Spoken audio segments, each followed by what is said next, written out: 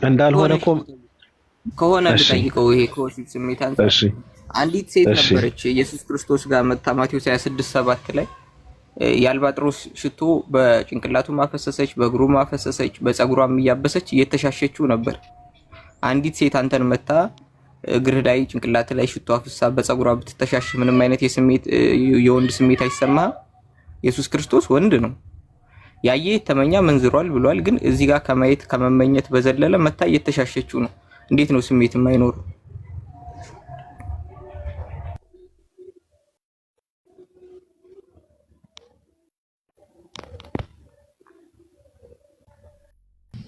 ቀጥል መልስ። ስጦታ እየጠየቀህ ነው።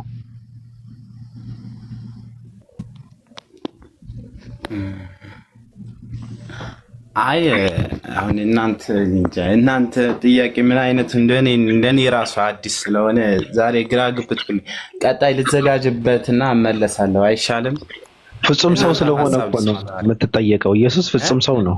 ፍጹም ሰው ነው። ሰው ግን ያለ ስሜት ሰው ሙሉ ሰው ይባላል እንዴ? ስጦታ እሱ ደግሞ አምላክን ለምሳሌ እሱ እናንተ እንደምትሉት እኮ አይደለም። ሙሉ እንደኛ ስሜት እንደኛ ሁሉ ነገር እኮ እሱ እኮ በቃ በሰውነት እንደ አምላክ በሰውነት ሙሉ ነው አይደል? በሰውነት ፍጹም ሰው ነው በሰውነት በሰውነት እኮ። ስለዚህ ስሜት የሌለው ሰው ፍጹም ሰው መባል ይቻላል ማለት እንችላለን? እሱ ደግሞ ከሰው የሚለያል አምላክ ነዋ። አይደለም፣ በሰውነት እኮ ነው የምጠይቅህ። በሰውነት ኢየሱስ ክርስቶስ ስሜት የለውም ካልክ ገብቷል። በሰውነት ደግሞ እዚህ ጋር ደግሞ መጥተህ ፍጹም ሰው ነው ካልክ መልሰህ ደግሞ ስሜት የለውም እያልከኝ ነው። ስለዚህ ስሜት የሌለው ሰው ፍጹም ሰው ማለት እንችላለን ወይ ነው?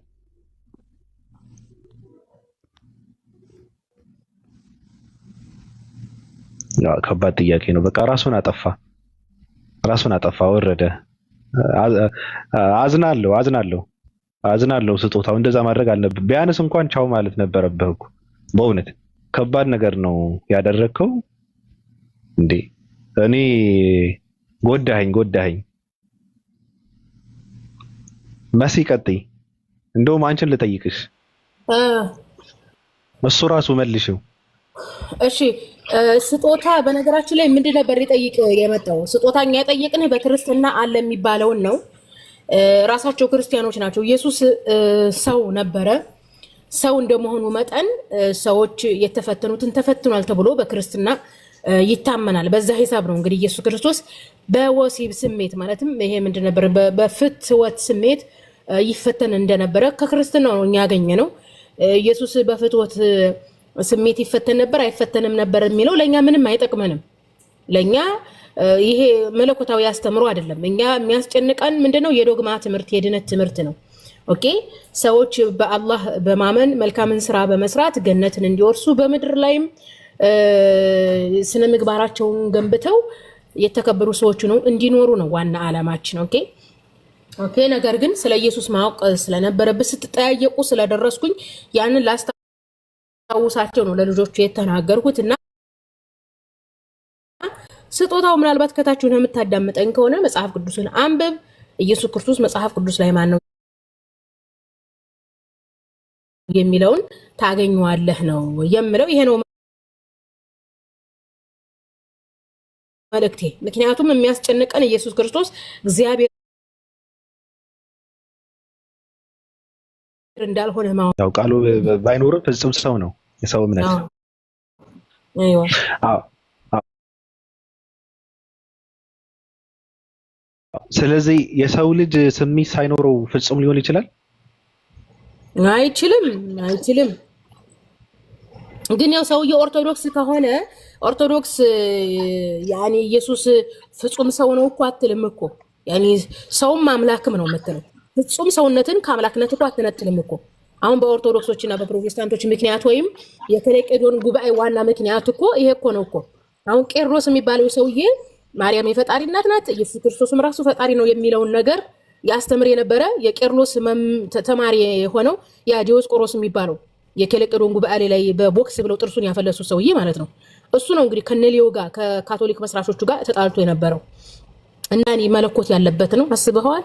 ሲተኛም ለምሳሌ መርከብ ላይ በተኛ ሰዓት፣ በተራበ ሰዓት፣ በለሲቱን በረገመባት ሰዓት ያኔ ይሄ ሁሉ ምንድነው? አምላክም ሰው ነው የሚባለው እንጂ ፍጹም ሰው አይባልም። ኦርቶዶክሶች ፍጹም ሰው አይደለም። ፍጹም ሰው የሚሉት ምኖች ናቸው? ፕሮቴስታንቶች እና ካቶሊኮች ናቸው ማለት ነው። ይባቢ እሺ። አይ በቃ ቅድም ስናወራበት የነበረ ነገር ነበርና አንቺ ልጠይቅሽ።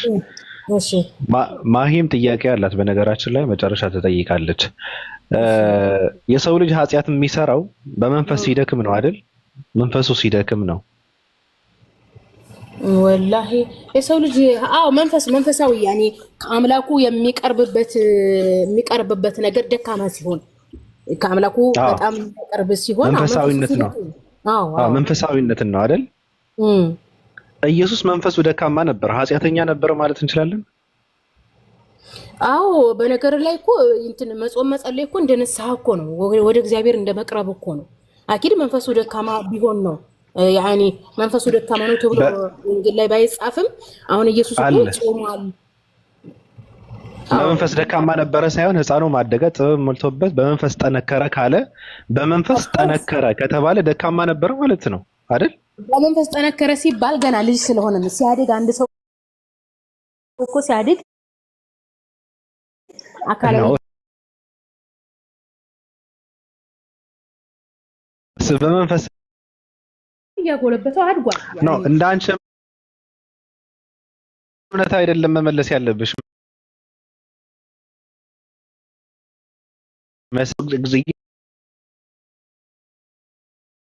ራሱ እኮ መንፈስ ጠንካራ ነበረ፣ እውቀትም አለው። ሕፃንም ቢሆን ራሱ እንኳን ከተወለደ በኋላ ይቅርና ሳይወለድም ማህፀን ውስጥ ሳለ ራሱን ያውቃል ማለት ነው አይደል? እንደዛ ነው ያኔ በእነሱ አስተሳሰብ እንደዛ ነው። ግን ያው እንደ መጽሐፉ ከሄድን ኖርማሊ መጽሐፉ የሚለው ሌላ ነው። በተለይም ይሄ በመንፈስ ደካማ ነው። ፕሮቴስታንቶች እኮ ናቸው ኢቭን አሁን በካቶሊክ በኦርቶዶክስ እንደነገርኩ ኢየሱስ በመንፈሱ ደካማ ነበረ፣ የኢየሱስ መንፈሱና ስጋው ጎለበተ አይሉም። ጭራሽም ደግሞ ሰውነቱን ከአምላክነቱ መነጠል አይቻልም። ፍጹም ሰው ፍጹም አምላክም አይሉትም። ኖርማሊ ሲረገዝም መለኮት ነው። አስበዋል። ደሙ ራሱ ጽንሱ ራሱ ተወልዶም ሕፃኑም መለኮትና ሰው ነው። ኢየሱስም በመንፈስም እያደገ በስጋም እያደገ ሲመጣ መለኮትና ሰው ነው። አስበዋል።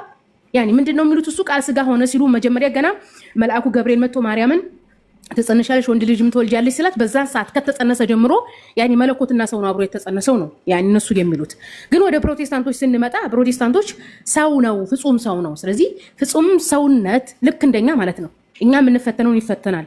ለዛም ነው እኮ ኢቭን መንፈሱ ታወከ የሌለም እንደ ኢየሱስ መጽሐፍ ቅዱስ ላይ መንፈሱ ይታወካል። አዎ ይታወካል፣ ሰው ስለሆነ ይሉሃል ፕሮቴስታንቶቹ። ከካቶሊክ የተገነጠሉት ያኔ የስላሴ ዶክትሪን ፕሮቴስታንቶች የካቶሊክን ስለሚከተሉ ኢቭን በፍትወት ስጋ ተፈትኗል ይሉ የለም እንዴ? ሰው ስለሆነ ሰው ይራባል፣ ይጠማል፣ መንፈሱ ይታወካል። ወንድ እንደመሆኑ መጠን የሴት ፍላጎት በፍትወት ስጋ ይፈተናል ብለው ያምናሉ። ይሄን ይላሉ። ፕሮቴስታንት ኦርቶዶክስ ጋር ግን አይቻልም። ኦርቶዶክስ ጋር ኢቭን ጽንሱ ለምሳሌ የማርያም እንግዲህ አምላክ ማርያም እንድትጸንስ ያደርገው ከሴቲቱ እንቁላል ነው። ወንድ ዘር የለውም። የሴቲቱ እንቁላል የማርያም እንቁላል ሆዷ ውስጥ ማህፀኗ ውስጥ ደም መርጋት ሲጀምር አንስቶ መለኮትና ሰው ነው። ያ እንቁላሉ ያ የረጋው ደም ጽንሱ 9 ወር ሙሉ እያደገ ሲመጣ ያ መለኮት ያለው ጽንስ ነው። ሲወለድም መለኮት ያለው ጽንስ ነው። ኢየሱስ ክርስቶስ በሉቃስ ወንጌል በእግዚአብሔር እና በሕዝብ ፊት በሞገስና በክብር በመንፈስም በእንትን ጠነከረ የሚለው ያ በእግዚአብሔር ፊት እያደገ የመጣው መለኮትና ሰው ነው። እንደ ኦርቶዶክስ አው እንደዛ ነው።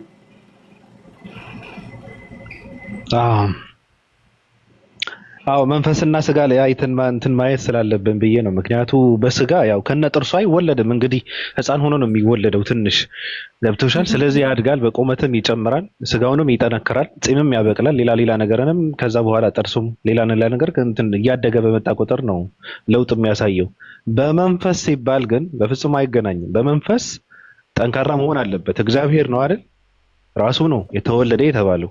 ስለዚህ ስጋው ነው እያደገ የእድገት የሚያሳየው እንጂ መንፈሱ ካደገማ በቃ ምን ከሰው ልጅ በምን ተለየ ነው? ምንም የተለየ ነገር የለውም ማለት እኮ ነው።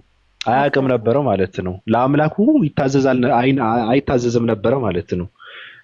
ባጭሩ መንፈስ ደካማ ነበረ ከተባለ መጽሐፍ ቅዱስ በመንፈስም ጠነከረ የሚለው ኢየሱስን ከሃይማኖት ጋር የተያዘ ነው። ኢየሱስ ልብ ብለው ከሆነ ከማርያምና ከዮሴፍ ጋር ኢየሩሳሌም ሄዶ ነበር። ኢየሩሳሌም የሄዱት የፋሲካን በዓል ሊያከብሩ ነው። በአይሁድ እምነት የፋሲካ በዓል አምልኮ ነው። ኢየሱስ ክርስቶስ ራሱ ልጅ ሆይ ጠፍተህ ምናምን ስትለው ማርያም ምንድነው በአባቴ ቤት አይደለሁም እንዴ ሲል ነበረ። ስለዚህ በአባቴ ቤት ነበርኩ ሲል ምንድነው ሃይማኖታዊ ትምህርቶችን እየተማረ ነው። ስለዚህ በመንፈስም ጠነከረ የተባለው ሃይማኖታዊ ትምህርቶችን እየተማረ አደገ ለማለት ነው። ለዛም ነው የፋሲካን በዓል የአይሁድ በዓሎችን አብሮ እያከበረ የእስራኤልን አምላክ አብሮ ያመልክ ነበር ከእስራኤል ሕዝብ ጋር አብሮ። በዓል በነገራችን ላይ በዓል ብሎ ማለት አምላክ የሚመለክበት ነው። በዓላት በሙሉ የአምላክ ናቸው እንደ መጽሐፍ ቅዱስና እንደ ቁርአን አስተምሮ። ለሰው የሚሰጥ ለመላእክት የሚሰጥ ለነገስታት የሚሰጥ በዓል የለም። በዓል የአምላክ ነው። እዛ በዓል ላይ በዓሉን ተሰብስበን ነው የማህበር ነው። ስለዚህ እዛ እንትን ላይ ያለ አምላክን ታመልካለህ ማለት ነው። ስለዚህ ኢየሱስ ክርስቶስ በመንፈስም ጠነከረ የተባለው ምንድነው የአይሁዶችን የአባቶችን የዘሩን ሃይማኖት የአይሁድን ሃይማኖት እየተማረ የሚተገብሩትን እያየ አብሮ ያደገ ለማለት ነው። ባለፈው በስጋ ኢየሱስ ክርስቶስ ሃይማኖቱ ምንድነው ብዬ ስጠይቅ ነበረ። የመለሰው ሰው አልነበረም። አንቺ መልሰሽዋል። አይሁድ ነበረ ማለት ነው በስጋ እንዲያው በስጋ አይሁድ ነው። ዕብራውያን ላይ ጌታችን አይሁዳዊ አይደለምን እያለ ይጠይቃል። አዎ አይሁዳዊ ነው። ኦኬ ደግሞም አይሁዳዊን ከመሆኑን ባሻገር እግዚአብሔር ለአይሁዶች ለእስራኤላውያኖች የተስፋ ቃል ሰጥቷቸው ነበረ። ምን የሚያድናቸው የሚመራቸው የሚያስተምራቸው ሰው እንደሚመጣ መሲህ ብሎ ማለት እግዚአብሔር የሚቀባው ማለት ነው።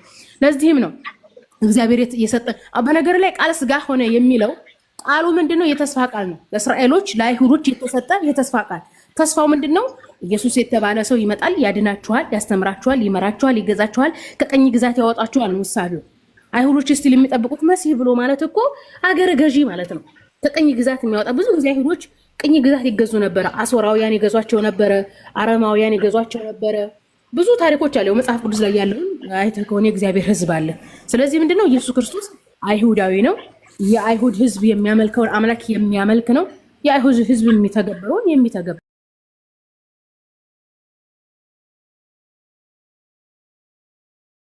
የአይሁድን አምላክ ያመልክ ነበረ ስትይ ሃይማኖቱ አይሁዳዊ ነበረ። ልክ አሁን ካሉ አይሁዳውያኖች ጋር እያይዘው ነው የተረዱት መሰለኝ። ኮመንት እያየሁ ነው። ኦፍ ኮርስ አሁን ይገናኛሉ። አሁን ላይ ያሉት ኢየሱስን ተራ ሰው አድርገው ወይም በአይሁድ የማያምን አድርገው ሊስሉ ይችላሉ እንጂ አሁን ላይ እንዳሉት አሁን ላይ ያሉት አይሁዶች ክልስ ናቸው። በነገራችን በደረሰባቸው ቅኝ ግዛት በደረሰባቸው መሰደድ በተለይ ወደ አውሮፓ የተሰደዱ በጣም ዘራቸው አይሁድነት የማይጠጋ በጣም በሌላ የተከለሱት ናቸው። ከአውሮፓውያኖቹ ይልቅ የአፍሪካ ላይ የተሰደዱት በተለይ ኢትዮጵያዎቹ የየመኖቹ አይሁድነት ነው የነሱ አይሁድነት ነው ትንሽ የተጠበቀው ይባላል። ያማለ ይሄም ማላ ሁሉ ላይ ያለን የሚሉት አይሁዶች በነገራችን ላይ የተለያዩ ዶክትሪን አላቸው። ልክ ፕሮቴስታንት፣ ኦርቶዶክስ፣ ካቶሊክ እንደሚለው አላቸው። ሙሴን የሚቀበል አይሁድ አለ፣ ሙሴን የማይቀበል አይሁድ አለ። ሙሴንና የሙሴን ወንድም የሚቀበሉ ብቻ አሉ። ሌሎችንም ነብያት የሚቀበሉ አይሁዶች አሉ። አዘለም ማቀፈ ዋናው አንድ የሚያደርጋቸው ልክ የስላሴ ዶክትሪንን ፕሮቴስታንት ካቶሊክንና ኦርቶዶክስን ስላሴ አንድ እንደሚያደርጋቸው ሁሉ አንድ አምላክ አንድ የእስራኤል አምላክ እሱን የሚመስለው ማንም እንደሌለ ይህንን ዓለም የፈጠረ አምላክ እንዳለ በዛ ይስማማሉ። ስለዚህ ኢየሱስ ክርስቶስ የእስራኤልን አምላክ ነበር የሚያመልከው።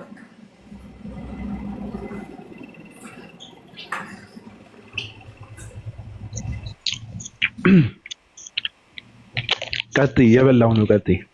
እሺ ችግር የለውም። እሺ እና ስለዚህ ኢየሱስ ክርስቶስ አይሁዶች ያው በተለያየ ዘመን ሲመጣ የተለያየ ሀሳቦች ይጨመሩ ሊቀነሱ ይችላሉ እንጂ የአይሁዶችን አምላክ ነው ኢየሱስ ክርስቶስ ሲያመልክ የነበረው ማለት ነው። ኮሜንት ላይ አይሁዶችን ከጣዖት ሊመልስ ነው ለምትሉት በነገራችን ላይ በጣዖት እምነት ሙሉ ለሙሉ አልወደቁም። እሱም ደግሞ ኢየሱስ ክርስቶስ ከእስራኤል ቤት ለጠፉት በጎች ነው ያለው። ለጠፉት ነው የመጣው፣ ያልጠፉ እንዳሉ ነበሩ። ይህም ብቻም ሳይሆን አይሁዶች በጣዖት መውደቅም ብቻም ሳይሆን የእግዚአብሔርን ዓላማ አያሳኩም። እግዚአብሔርን በብቸኝነት ማምለክ ብቻም ሳይሆን እግዚአብሔር የሚፈልገው ከህዝቡ እሱ የሚፈልጋቸውን ዓላማ ማሳካት ነው። ስለዚህ ህዝቡ እግዚአብሔር የሚፈልገውን ዓላማ አላሳካም።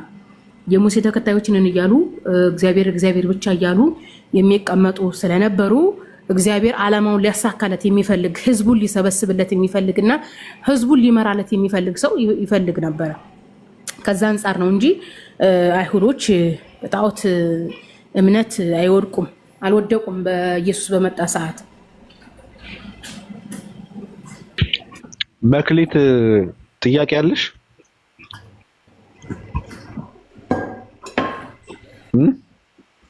በኮመንት አልገባኝም ያለሽ ነው።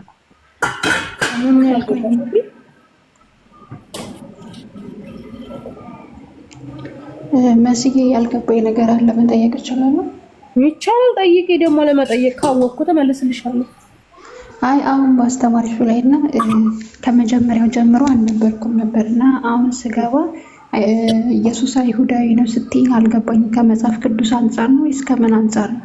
ከመጽሐፍ ቅዱስ አንጻር ነው ውዴ። ዕብራውያን አለልሽ እኮ ዕብራውያን ለጌታችን አይሁዳዊ አይደለም ምን ይላል? አይሁዳዊ እኮ ነው፣ የዳዊት ልጅ እኮ ነው፣ የአብርሃም ዘር እኮ ነው እንዴ። እግዚአብሔር ለአብርሃም ቃል ኪዳን ገብቶለታል አይደለም? የተስፋ ቃል ሰጥቶታል አይደለም? አብርሃም አይሁዳዊ ነው፣ የአይሁድ አባት እኮ ነው፣ ከነዓናዊ ነው። ለምንድን ነው ኢየሱስን የዳዊት ልጅ የሚሉት? ኢየሱስ የዳዊት ልጅ ነው። ዳዊት አይሁዳዊ አይደለም?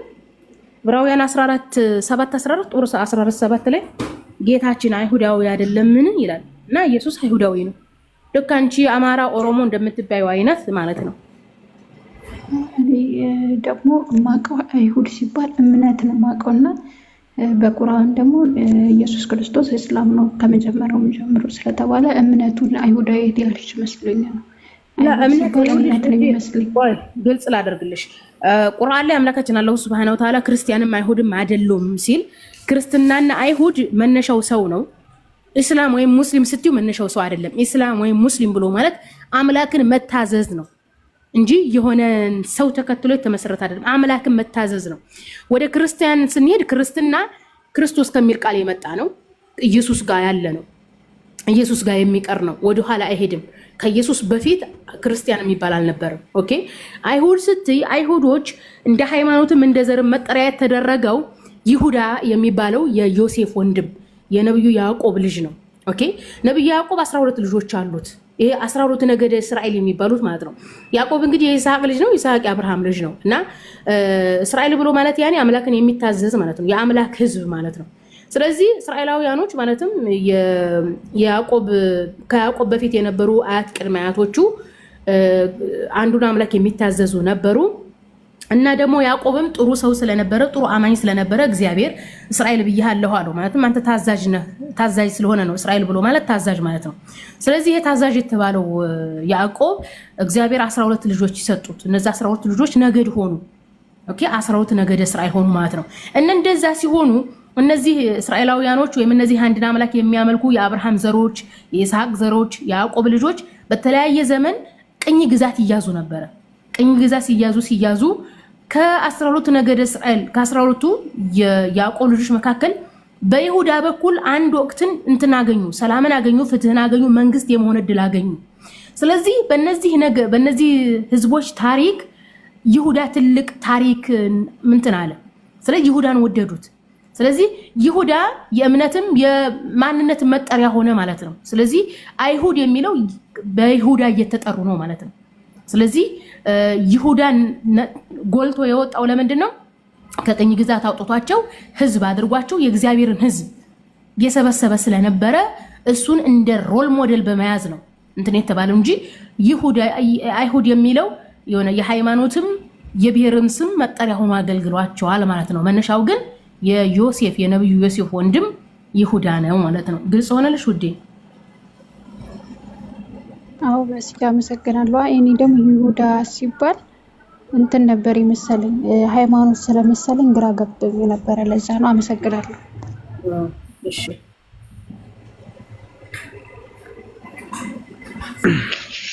ሰዎች ናቸው እኮ እነ ይሁዳም እነ ቡድሃም እነ ምናምን እኮ ሰዎች እኮ ናቸው። ኦፍ ኮርስ ሰው ነው የሚከተሉት።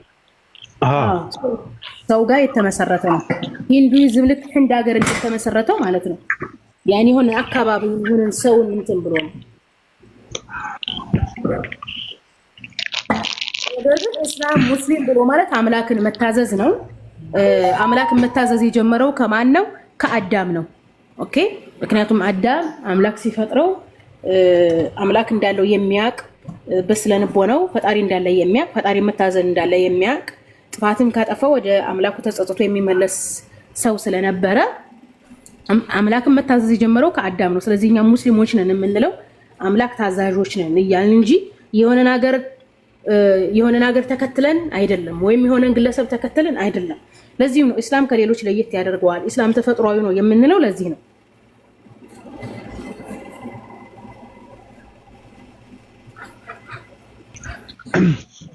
እሺ ሌላ ጥያቄ ያለሽ መክሊት?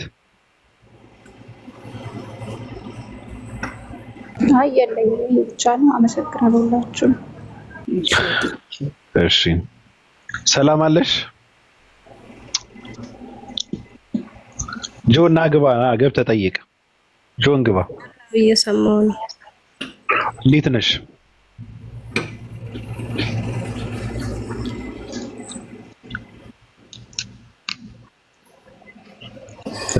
በነገራችን ላይ ሰላም ማለት ምንም ማድረግ አልችልም። በአንድ ጳጳስ፣ በአንድ የሃይማኖት አባት ትልቅ ሰው በልጅነቷ የተደፈረች እህታችን ነች። ለጠቅላላ እውቀት ብዬ ነው።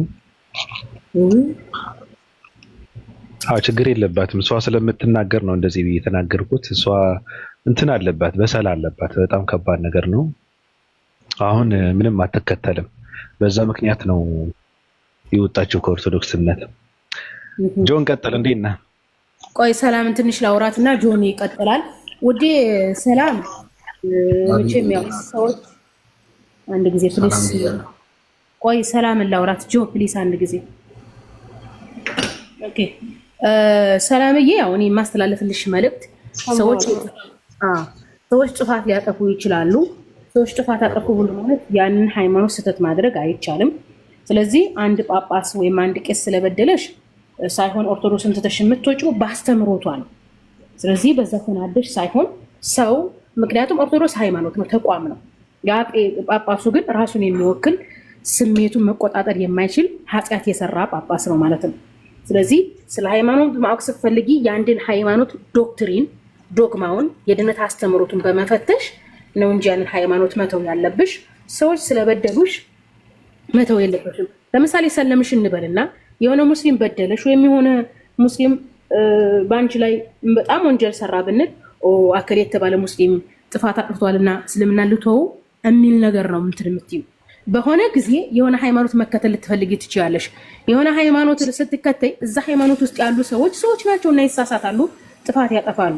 ስለዚህ ድጋሚ ሰው ጥፋት አጥፍቷልና ይህንንም ሃይማኖት ልተው የሚል አቋም ስለሚኖርሽ በሰዎች ስህተት ሃይማኖትን እንትን እንዳትይ። ሃይማኖት ያኔ በፈጣሪ መኖር የሚያምን ስለ ፈጣሪ የሚሰብክ ከሆነ ድረስ ሃይማኖቶች ከፈጣሪ ጋር እናገናኛችሁ ነው የሚሉትና ሰው ከፈጣሪ ጋር እንዳያጣላሽ ጥንቃቄ አድርጊ ነው የምለው። ጳጳስ ስለሰሩብሽ በጣም ነው የማዝነው። ብቻም የሰው ልጅ ጠንካራ መንፈስ ስላለሽ ነው እዚህ ደረጃ የደረሽው። ጎበዝ ሆንሽው ያለሁኝ እና ዶክትሪን ለማጥናት ሞክሪ እልሻለሁኝ። ሰላም ትመልሻለሽ?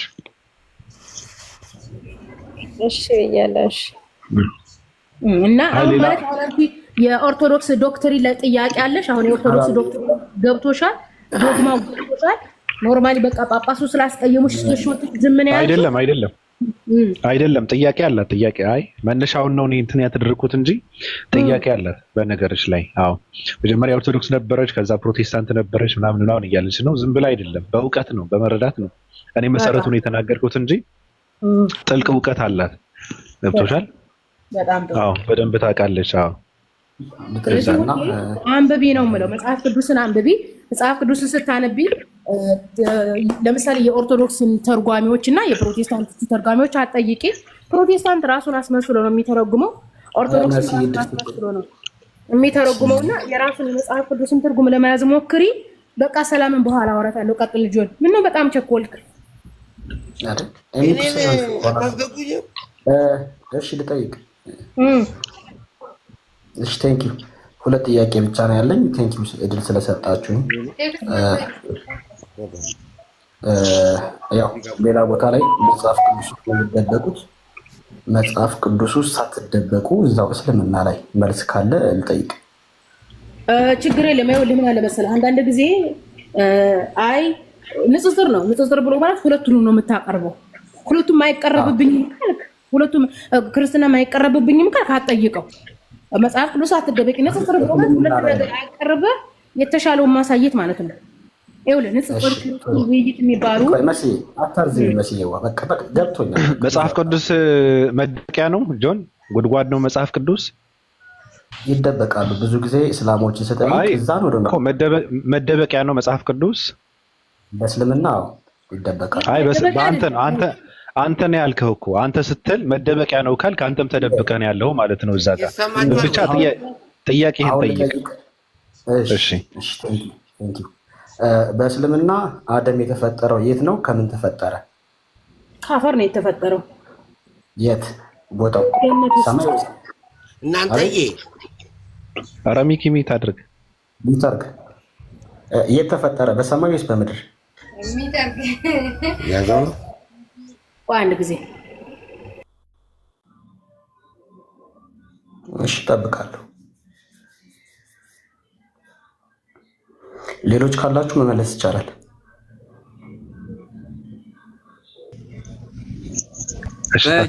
ተፈጠረው ጆን አቤት። ጀነት ተፈጠረ። የት? በሰማይ ወይስ በምድር? ጀነት የት? ጀነት ጂፒኤሱ እንድነግርህ ነው የፈለግከው? አይ በሰማይ ወይስ በምድር ነው ያልኩህ? ወይ በሰማይ ጀነት ያልኩህ? ጀነት ነው የተፈጠረው።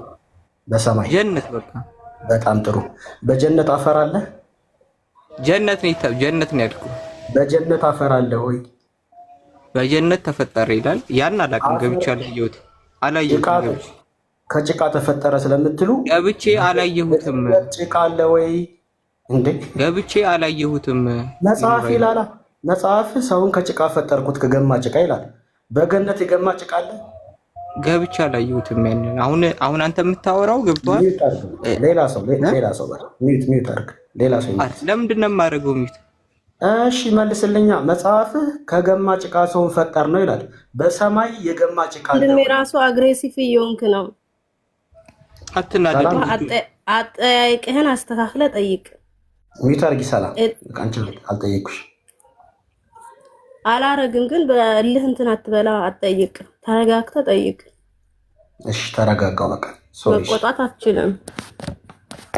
ልንወያይ ነው እንጂ እኮ እንትን አይደለም። ይሄ ልንመላለስ ሳይሆን በቃ ውይይት ስርዓት ባለው መንገድ ሲሆን ደስ ይላል። እሺ በቃ መልስ። የገማ ጭቃ በሰማይ አለ ወይ? ጥያቄ። ገነት የት ነው ያለው? ገነት የሙስሊሞች የት እንዳለ አላውቅም።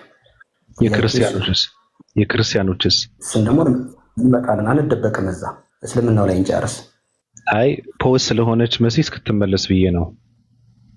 ችግር የለም፣ አንደበቅም። እዛ ጣል አድርገው እኮ ጣል አድርገው። ግድ የለም። የክርስትና ገነት የት ነው ያለው? አንደበቅም ስለ ምንድነው የምንደበቀው? መጽሐፍ ቅዱስ እኮ መደበቂያ አይደለም። ሆነ ለእስልምና እንደዛ ነው። ኖ አንተ ነህ እያልክ ያለው። ለእስልምና እንደዛ ነው የሚባል ነገር የለም እኮ። አንተ ሙስሊም ነህ? ሙስሊም ነህ አንተ? እኔ ሙስሊም ነኝ አልከው። ይሄው እየተከራከርከኝ እኮ ሙስሊም ነኝ ብያለሁ። ስማ እቺ የእናንተ ፖለቲካ ተውና በደንብ ነው የምናውቀው አሰራሩን። አባቴ አሰራሩ እኛ ደግሞ አሰሪ ነን። ገብቷል? አንተ ትሰራለህ፣ እኛ ደግሞ አሰሪ ነን።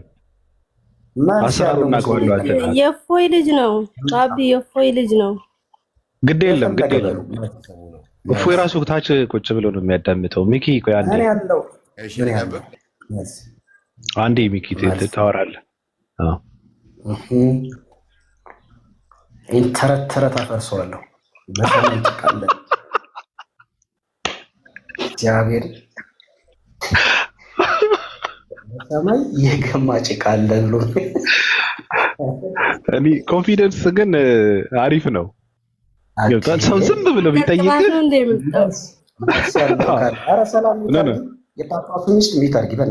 ምንም የምታውቀው ከባዱ ነገር ምንድን ነው? ከባዱ ነገር ሶሪ እሺ ወገናችን ምንድን ነበር ጥያቄው? አንብበሽ መጣሽ። እሺ በሰማይ የገማ ጭቃ አለ? ኦኬ ጥሩ። በሰማይ የገማ ጭቃ አለ ወይ የሚል ነው። የገማ ጭቃ የሚለው ለምንድን ነው እንደዚህ ያልከው? የሰው ልጅ የተፈጠረው ከገማ ጭቃ ነው ትላላችሁ። ከአፈር ነው የሚለው። ከአፈር ነው የተፈጠረው ይላል። እሺ በሰማይ አፈር አለ? አዎ በገነት አፈር አለ። ማስረጃ ግን አዳም የተፈጠረው ከምድር አፈር። ማስረጃ ምንድን ነው ማስረጃ? በገነት ቁርአን ላይ አለ። ቁርአን ላይ አዳምን ቆይ ማስረጃ አትበል። ማስረጃም ጫንጫ አትበል። አሁን እዚህ ጋር ወጥተህ አፋጠጥኳቸው እንደዚህ ያደርጓቸው የሚል ሳክስ ለመንፈት አትምጣ። በመጀመሪያው መጽሐፍ ቅዱስ ላይ አዳም የተፈጠረው ምንድነው? ከአፈር ነው። ተገብተናል። እግዚአብሔር እንደው ምንድነው የሚለው? ሰውን ከአፈር አዳም ሰው ከአፈር ነው የተፈጠረው። መጽሐፍ ቅዱስ ላይ ሰው ከአፈር ነው የተፈጠረው። አፈር ለምንድን ነው ለአትደበቂ ማለት? ሃይማኖት ከጠየቅ መጽሐፍ ቅዱስም ይወራል። በቃ መጽሐፍ ቅዱስ አይወራብኝም ብለሃል። ተወው። አትደበቂም።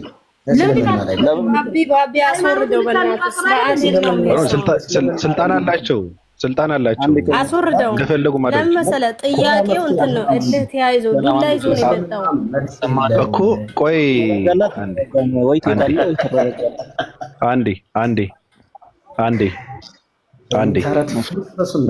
አንዴ ጆ አትቀደድ። አንዴ እንድጠይቅ አይደል የፈቀድኩልህ እንድጠይቅ ነው። ገብቶሃል እኮ ብዙ ሰው ነው ያለው። የሚመልስማ ብዙ ሰው ነው። ቀጥሉ አሁን። እሺ ምን ላይ ነው የበቀለው? ገነት ያሉት ዛፎች ይኸው ዛፍ ምን ላይ ነው የበቀለው? ገነት። እሺ የሚመልስልኝ ማን ነው? መልስ። እኔ ጠየቅኩ። ገነት ላይ ምን ላይ ነው የበቀለው? ነው ጥያቄን እባካችሁ መልሱልኝ በእናትህ። ገነት አፈር የለም ባልክ ምን ላይ ነው የበቀለው? በሰማይ አፈር አለ የሚል ማስረጃ አለ። ገነት አለ አለች። ገነት ምን ላይ ነው የበቀለው? አንድ ጊዜ ጥርግ አድርጌ ልብላና እኔ ገንዘብ አላዋጣም። ያንተ አመለካከት እንደዚህ። ስለዚህ አይቻልም። አውርደው ባቢ አውርደው። እንደዚህ አይነት ነጋገር የማይችል ቆይ መግባባት አይቻልም። ቆይ አንዴ መስይ ቆይ ጠይቆ ወይስ የሚወጣ ያረጋግም ግብረ ገብነት የሌለው ሰው ገብቶኛል። ሰው የኔን አትንኩብኝ የሚል ስግብግብ ሰው መግባባት አይቻልም። ገብቶኛል። ቆይ አንዴ መደበቅ ጆን መጽሐፍ ቅዱስ እኔ ጋር አውራ። ኦርቶዶክስንም ሆነ የፕሮቴስታንት ዶክትሪን እንደዚህ አድርገን ነው እያስተማርን ያለነው። መጽሐፍ ቅዱስ አንተ ራሱ ለክርስትና አይሆንህም። መሲ አንዴ አሁን ጆን እሺ ብራዘር እየሰማ ነው። እነሱ መልሰውልሃል የተፈጠረው ከምን አፈር እንደሆነ የት እንደተፈጠረና ከምን አፈር እንደተፈጠረ ነግረውሃል። አንተ በአንተ በክርስትና ሔዋን የት ነው የተፈጠረችው? ምንድን ነው የምትደበቀው? ለምን ለእነሱ አሁን ድጋፍ ለመስጠት እኔ ጠየቁት። ድጋፍ አልሰጠውም አልሰጠውም እኮ ነገርሁ እኮ ከምድር አፈር ገነት ውስጥ ተፈጠረ አሉ። የት ገነት ነው? ገነት አለ እኮ ከምድር አፈር ገነት ውስጥ ተፈጠረ አለ። በክርስትና ሔዋን የተፈጠረችው የት ነው? ተረጋጋ። ለምን እረጋጋለሁ? በሰማይ ገነት ተፈጠረ። እንደዛ ያለ ሰው የለም። በሰማይ ይሁን በምድር ይሁን በየትም በገነት ውስጥ ሬነርን ሙስሊሞች አእምሮ ውስጥ ገብቶ ብዙ እንደሚያንቀሳቀሳቸው አምናለሁ። ይሄ ቶቶ የአንተ ማንቀሳቀስ እኔ ጋር እንድትግባባን የፈለግከው ወይስ ዝም ብለህ ሌላ ፖለቲካ ከቨር ለማድረግ ምናምን የሚባል ነገር የለም። ሔዋን የተፈጠረችው የት ነው በክርስትና? እሱን መልሰው እስኪ መልሰው። አንተ በክርስትና መልስ ያለውን ጥያቄ ነው መጠየቅ ያለብን። በክርስትና መልስ ያለውን ጥያቄ ጠይቅ። በክርስትና መልስ ያለው ጥያቄ ጠይቅ። ጉድጓድ ነው እንዴ ክርስትና? ለምን ነው ክርስትና ውስጥ ሰው የሚደበቀው? ክርስትና እኮ ጉድጓድ እኮ አይደለም። ጉድጓድ ነው ክርስትና። ጉድጓድ ነው። የእናንተው አደም ሔዋን የተፈጠረችው እነሱ ከምድር አፈር በገነት ተፈጠረ አሉ። ገብቷል? በገነትም አፈር አለ። ከፈለክ ማብረን ከፈለክ አፈር አለ ተባልክ። አንተ አሁን ግን እኔ ጥያቄ በክርስትና መልስ ያለውን ጥያቄ መጠየቅ ስላለብህ ሔዋን የተፈጠረችው የት ነው? የት ነው የተፈጠረችው ሔዋን? በገነት በሰማይ አፈር አለ የሚል ማስረጃ በሔዋን በክርስትና የት ነው የተፈጠረችው ሔዋን? መልስልኝ። እኔ እንትን አለ ክርስትና ጉድጓድ አይደለም፣ ጉድጓድ አይደለም እኮ ክርስትና እኮ ጉድጓድ እኮ አይደለም። ለምንድን ነው የምትደበቀው? ክርስትና ለራሱ መደበቂያ የለውም። እኔ አልደበቅም በክርስትና ለራሱ መደበቂያ የለውም። የት ነው የተፈጠረችው? ትመልሰዋለህ? አንድ እድል ሰጣለሁ፣ ትመልሰዋለህ? ምን አማራጭ አለ? ማስወረድ ነው። ሰላም ሁኑ። ምን አማራጭ አለ? ደከከና ይሄን ሰዓት መልስ የሌለው ጥያቄ ነው የምጠይቀው። ከራሱ ጋር የተጣላ ሰው እኮ ነው። ቁምዛም ወጣ በራሳቸው መልስ የሌለው ነገር ነው የሚጠይቁት። በጣም የሚያሳዝነው ነገር አዙራ ብትጠይቀው አያውቀውም። የት ነው የተፈጠረው? አዳም ምን ይሰራልኛል? አዳም የት እንደተፈጠረ ምን ይሰራልኛል? አያት ባህሪያቸው እንደዚህ ነው። በነገር ላይ ባህሪያቸው እንደዚህ ነው። ምን ይላሉ? ንጽጽር የሚለው ራሱ አያውቁትም። ንጽጽር ብሎ ማለት ያንተንም የኔንም ማስተያየት ነው። ያንተ ምን ይባላል በእኔ ምን ይባላል ነው። ንጽጽር አንፈልግም። ታዲያ ምንድን ነው የምትፈልጉት? የእናንተን እንሳደብ፣ የእናንተን እናንቋሽሽ፣ ከዛ የኛን እንደብቀው እንዴ የሚባል ነገር አለ እንዴ? በነገራችን ላይ ክርስትና አትበል። መጽሐፍ ቅዱስ ለኦርቶዶክስም ለፕሮቴስታንትም የሚሆን መጽሐፍ አይደለም። እንደውም በመጽሐፍ ቅዱስ ምክንያት ነው ፕሮቴስታንትና ኦርቶዶክስን ከየት እንደመጡ እያረጋገጥን ያለ ነው። መጽሐፍ ቅዱስ የአይሁድ እምነትና የአይሁድ ሕዝብ የአይሁድ ታሪክ ያለበት ብቻና ብቻ ነው። ኦርቶዶክስና ካቶሊክ ፕሮቴስታንት ደግሞ እምነታቸው የአረማውያን እምነት ነው። የአይሁድ እምነት ከፍልስጤም ምድር ተሰዶ ወደ ምዕራባውያን ከሄደ በኋላ የምዕራባውያን የጣዖት እሳቤ ነው ከአይሁድ እምነት ጋር ተቀላቅሎ አሁን ላይ በካቶሊክ በኦርቶዶክስና በፕሮቴስታንት ቤተክርስቲያኖች ሲደረጉ የምናየው። አይሁድ አንድ አምላክ ነው ያለው። መጽሐፍ ቅዱስ ላይ አይሁድ ብቻ ነው ያለው። በነገራችን ላይ መጽሐፍ ቅዱስ ላይ እኮ ጥቁር ህዝብ ራሱ የለም እኮ አስባችኋል? የጽዮን ህዝብ ብቻ ነው ያለው። የእግዚአብሔር ህዝብ እየተባለ የሚጠራው ህዝብ ብቻ ነው ያለው መጽሐፍ ቅዱስ ላይ። እኔ ግርም የሚለኝ መጽሐፍ ቅዱስን ምዕራባውያን ፈረንጅ ጽፎ የሰጣቸው ነው እኮ የሚያስመስሉት። አይደለም። መጽሐፍ ቅዱስ መነሻው ፍልስጤም ምድር ላይ ነው፣ እዚህ መካከለኛው ምስራቅ ላይ ነው። ከመካከለኛው ምስራቅ ሀሳቡ ተሰዶ ወደ ምዕራባውያን ጋር በመሄድ ቅይጡ ነው ከአረማዊ እምነት ጋር ተቀላቅሎ ነው እንጂ ወደ እናንተ ወደ ሌሎች አረማውያን የመጣላችሁ ይህ መጽሐፍ ቅዱስ የምዕራባውያኖቹ የነጩ የፈረንጆቹ አይደለም። እናንተ የምታመልኳቸው ከነሱ ውጪ ሌላ ምንም የለም የምትሏቸው የፈረንጆች እምነት አይደለም። ይህ መጽሐፍ ቅዱስ ውስጥ ያለው ራሳቸውን እግዚአብሔር ፈጣሪ የመረጠን ነን የሚሉ ጽዮናውያኖች ናቸው። እነዚህ ጽዮናውያን የራሳቸው ህዝብ አላቸው፣ የራሳቸው ታሪክ አላቸው፣ የራሳቸው ሃይማኖት አላቸው። ስለዚህ መጽሐፍ ቅዱስ ላይ ያለው ህዝብና ፈጣሪ የአይሁድ ህዝብና የአይሁድ አምላክ ብቻና ብቻ ነው ያለው። ስለዚህ ይህንን የአይሁድን ታሪክ፣ የአይሁድን እምነት፣ የአይሁድ ወታደራዊ ስርዓት፣ የአይሁድን መለኮታዊ አስተምሮ በመያዝ የካቶሊክን፣ የፕሮቴስታንትን፣ የኦርቶዶክስን አስተምሮ እንመታለን። እየመታነውም በአይናችሁ አሳይተናል። ስላሴ የሚለው የመጣው ከአረማውያን እምነት ጋር የተገኘ ነው። ኦኬ አስተሳሰቡ አሁን ላይ ህዝቡ ራሱ ማለት ነው ይህንን የአይሁድን ህዝብ ፖለቲካዊ ማለትም ይሄ ወታደራዊ ስርዓት እንተገብራለን ሲል ኖሮ አሁን ላይ ሊበራሊዝም የሆነ ህዝብ ነው። ስለዚህ መጽሐፍ ቅዱስ አትደበቁ ትላለህ እንዴ? ይሄ መጽሐፍ ቅዱስ የሚቀርበው ለኛ ለሙስሊሞች ነው። ምክንያቱም የአይሁድ እንትን ስለሆነ የአይሁድ ህዝብ ደግሞ የነበረው መካከለኛው ምስራቅ ላይ ነው። መካከለኛው ምስራቅ ላይ አይሁድና አረብ ወንድማማች የነበረ እምነቱና ባህሉ አንድ የሆነ ነው። እኔ በጣም የሚያስቀኝ የአይሁድን ባህል ወስደው ከምዕራባውያን ጋር ቀላቅለው ነው እኮ ያመጡት። ልክ እንደንትን ማለት ነው። አሁን ባለፈው የተገበረው ሃሊውን የሚባለው እንትን አለ አይደለም? ይሄ ሃሊውን የሚባለው የምዕራባውያኖቹ በዓል ያ ነገር ክርስትና አስመስለው ያመጡት። ኦኬ ልክ እንደ የገና ዛፍን ክርስትናን አስመስለው እንደሚያመጡት ማለት ነው። ስለዚህ መጽሐፍ ቅዱስ የሚቀርበው ለኛ ነው። ምክንያቱም እኛ የምስራቅ ህዝቦች ስለሆንን ይሄን ይመስላል። እሺ ወልድ አለ ባቢ አንዴ ባቢ እሺ አንዴ ከራሴን ከማተለቅ ቻልኩ። አየው ቀደም የጠየቀው ይሄንን ነው። አዲሱ እንዴ ይላል ብለርድ ካልሆነ አቡ ሙሳ ሪፖርት ዛት he heard God's messenger say God created Adam from a handful which he took from the whole of the earth. So the children of Adam are in accordance with the earth. Some red, some white, some black, some mixture, also some smooth in the rough, bad in the good. ይላል አህመድ ትርሚዚ እንደ አቡ ዳውድ ትራንስሌት ይላል። ያው ከመሬት አፈር ወስዶ ፈጠረው ይላል እና ማለት ነው አዲሱ አዳምን። ሰላም አለይኩም ይሰማል። ካዮ አማርኛሽን አስተካኪ። ጆሮ ግንድሽን ብዬ ነው ስርዓት ማስይዝሽ። እንደዚህ አይነት አማርኛ እንትን አትበይ ካዩ ቀጥል። እችም እንደ ዛሬ ማን ይሰማታል ብታፈነድድ? እግዚአብሔር የሚባለው ስለማይሰማት እኮ ነው። ብሶቷን እዚህ ጋር መጣት እንትን ትለዋለች እንዴ? ምን አደረግን እኛ? ጸሎት አድርገሽ የሚሰማሽ እግዚአብሔር የሚባል ሳይኖር እንዴት ይሰማሻል? ቀጥል አሚር። እሺ አይ ቲንክ ጥያቄውን መጨረሻ ላይ ሰምቼዋለሁ። አደም ከምንድን ነው የተፈጠረው የሚለው ነውና አደም ከምንድን ነው የተፈጠረው የሚለውን ኦኬ አንዴ ቀሽ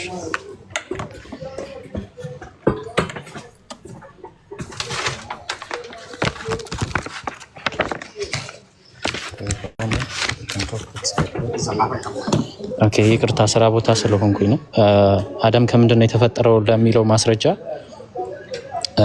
ረያን ያወጣው ሐዲስ እንዳለ ሆኖ ሳለ አላህ Subhanahu Wa Ta'ala በሱረቱ ሩም ምዕራፍ 30 ቁጥር 20 ላይ ከአፈርም የፈጠራችሁ በመሆኑ ከአስደናቂ ምልክቶቹ ነው።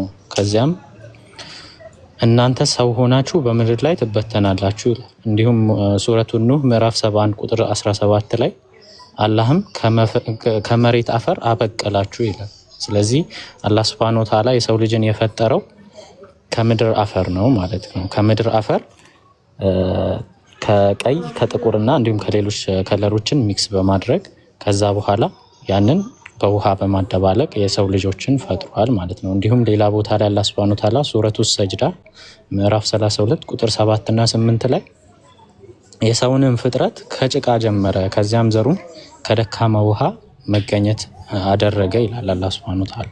ስለዚህ ይሄኛው በቂ ማስረጃ ነው። በመቀጠል የሰው ልጅ የተፈጠረበት ሁለተኛ ነገር ሩህ ነው።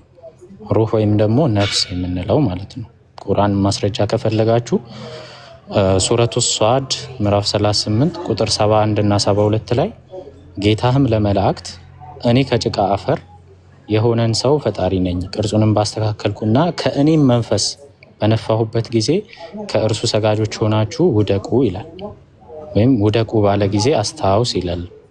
እንዲሁም ሌላ ቦታ ላይ ሱረቱል ኢስራ ምዕራፍ 17 ቁጥር 85 ላይ ስለ ነፍስም ይጠይቁሃል፣ ነፍስ የጌታዬ ትእዛዝ ናት፣ ከእውቀትም ጥቂት እንጂ አልተሰጣችሁም በላቸው ይላል። ስለዚህ የሰው ልጆች የተፈጠሩበት አንደኛ ከምድር አፈር ነው። ከተለያዩ ከለሮች ላይ በቁርአን ማስረጃ ሰጥቻችኋለሁ። ሁለተኛው ደግሞ ከሩህ ነው ከነፍስ ነው ማለት ነው። ይሄን ለመጨመር ያክል ነው። ባቢ ጊዜ ከወሰድኩብህ ይቅርታ፣ ቀጥሉ። ችግር የለውም። አመሰግናለሁ። ወልድ ሰላም ብያለሁ። ሰላም ነው አለን። እግዚአብሔር አምላክ በመልኩና በአምሳሉ ሰውን ፈጠረ ይላል። አዎ በመልኩና በአምሳሉ ማለት ቅርጽ ነው። አዎ የእግዚአብሔር አይመረመርም። የሰው ልጅ ግን አይ መርምሮታል እኮ ራሱ። ግን በመልኩና በአምሳሉ ሰውን ፈጠረ ካለ መልክ ነው። ስለዚህ እግዚአብሔር አምላክ በመልኩና በአምሳሉ የፈጠረው ወንድ ነው ወይስ ሴት? በአምሳሉ እኮ ነው። ወንድ ነው እንጂ ወንድ ተሴት ነው የተገኘችው። ሴት ወንድ ነው የተገኘችው። በማን አምሳል ነው የተፈጠረችው እኮ? አዳም በእግዚአብሔር መልክ ተፈጠረ፣ በአምሳል ተፈጠረ። አዎ አዳም በእግዚአብሔር መልክና አምሳል ተፈጠረ።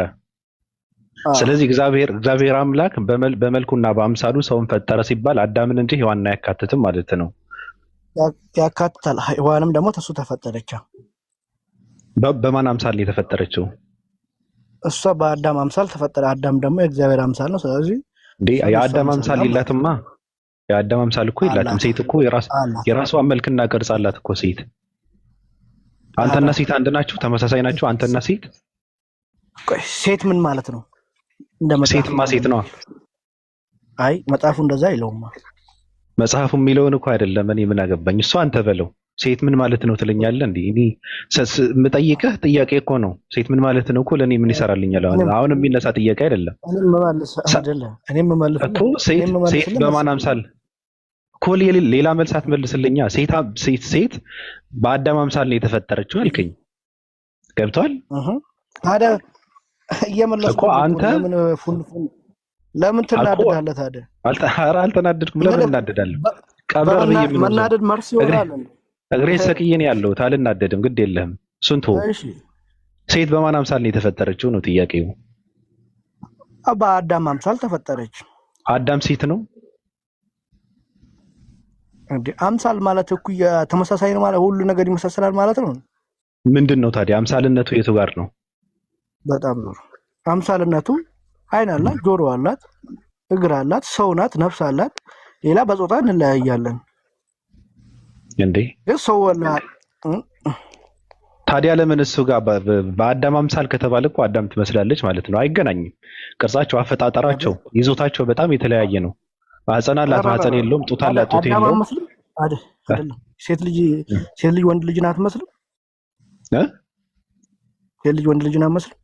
ሴት ልጅ ነው የምትመስለው። እንዴት ወንድ ልጅ ትመስላለች? ኖ አንተ ሴት ትመስላለህ። ሴት ትመስላለህ አንተ። ኖ ግን እንደዛ አይደለም። ለምሳሌ ምስል ማለት ማለት አንተ ነው ያልከው። ምስል ማለት ማለት ነው።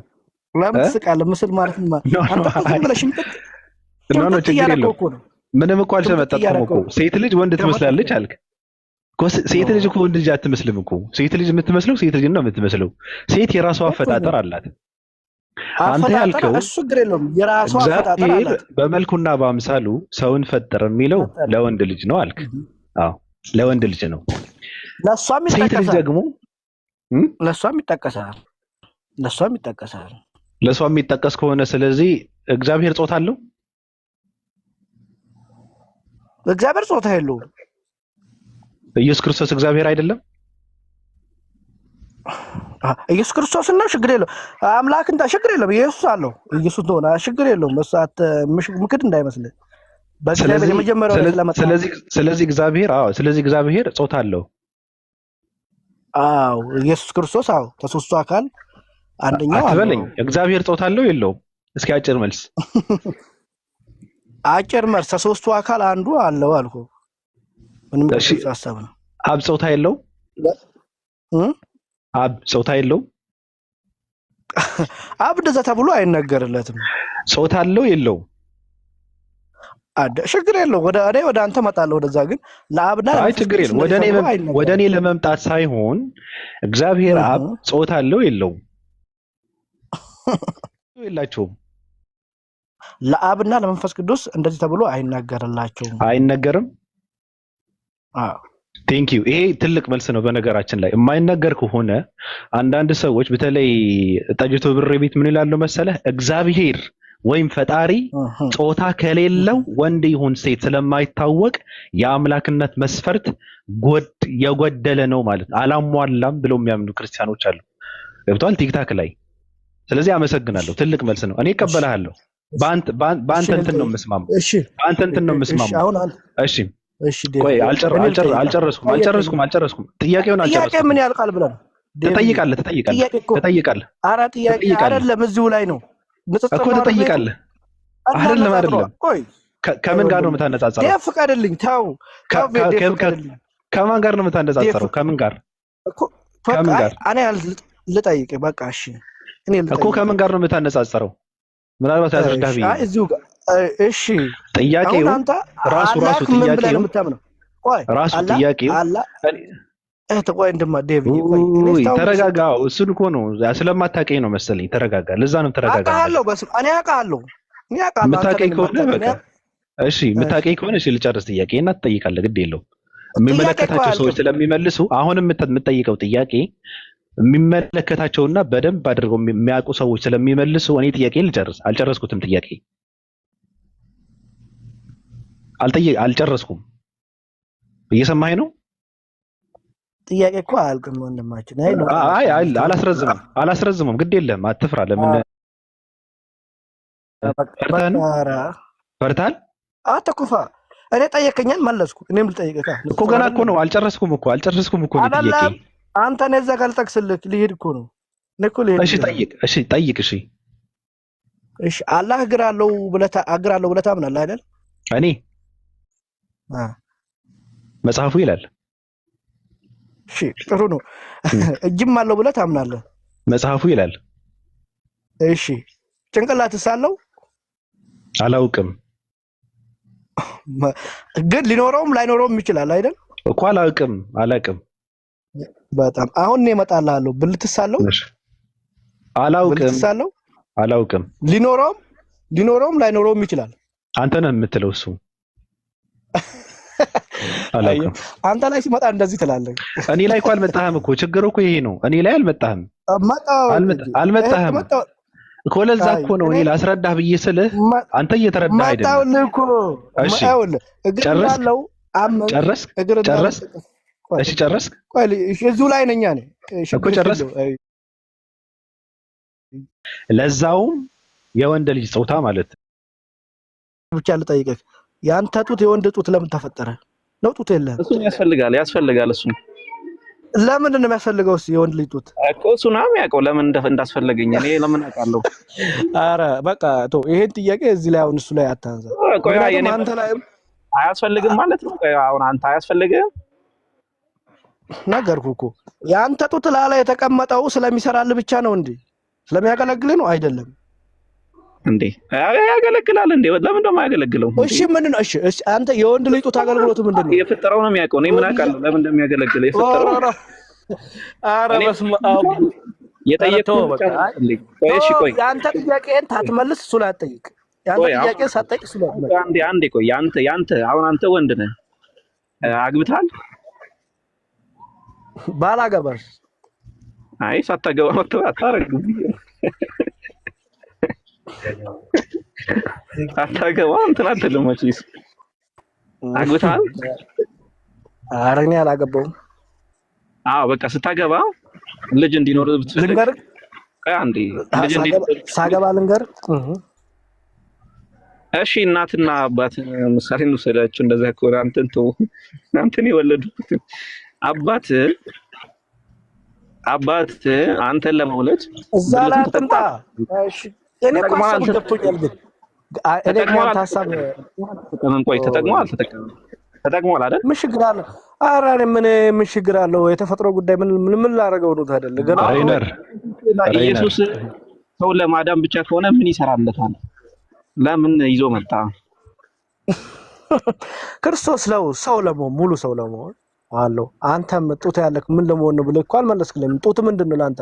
ያገለግላል እንዴ? ብዙ ጥቅም አለው። ጥቅም የሌለው ሰው እኔ ላይ የለም። ሁሉም ጥቅም አለው። ጥቅምህ ምንድን ነው ንገረኝ። ሁሉን አዋቂ ነው። ለምን እንደሚጠቅም እኔ አያውቅም አላልኩም። እኔ ፈጣሪ ሁሉን አያውቅም አላልኩም። ሬነር እኛ እኮ እየጠየቅን ያለ ነው። እኛ ያ ነገር ስለምንጠቀምበት ማንንም የሰው ልጅ የሚባለው ነገር ለዛ ነገር ስለሚጠቀምበት እንጂ ኢየሱስ ክርስቶስ ለምን በፀጉሩን እንትን አላደረገም ብለን አይደለም የጠየቅነው። ጡትህ ለምንድን ነው የምትጠቀምበት ብለህ ስትጠይቀው እኛ እኮ ሌላ ነገር እኮ አይደለም ያልነው። እኛ የምንጠቀምበት አሁን አንተ እጅን ትይዝበታለህ። እጅ ኑሮት እጁን የማይጠቀምበት ሰው የለም። ያ ነገር ኑሮትም ለዛ ነገር የማይጠቀምበት ሰውም የለም። ገብቷል? ጡትና ያ ነገር ለምን ይገናኛል? ጡትህን ለምንድን ነው የምትጠቀምበት ብለህ የምትጠይቀው አንተ ስለምን ትጠቀምበታለህ እንዴ? ለምን ተፈጠረ? የማትጠቀምበት ብቻ ነው። ኢየሱስ ክርስቶስ ግን እኛ የምንጠቀምበት ስራና ተግባር ላይ የዋለ ነገር ነው የተሸከመው። ለምንድን ነው የተሸከመው ነው? ሙሉ ሰው ለመሆን አልክ። ሙሉ ሰው ለመሆን ከሆነ ስሜት ነበረው ኢየሱስ ክርስቶስ? ችግር የለውም እኮ እንደዛ አይነት ስሜት ነበረው። ስሜት ነበረው ወይ? ሙሉ ሰው ለመሆን ያ ነገር ተሸከመ። እሺ ስሜት ነበረው?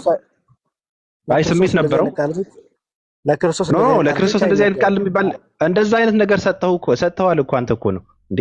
አለው እኮ እንደዚህ ተባለ። ጾታ አለው። ሙሉ ሰው ለመሆን ያ ነገር ተሸከመ።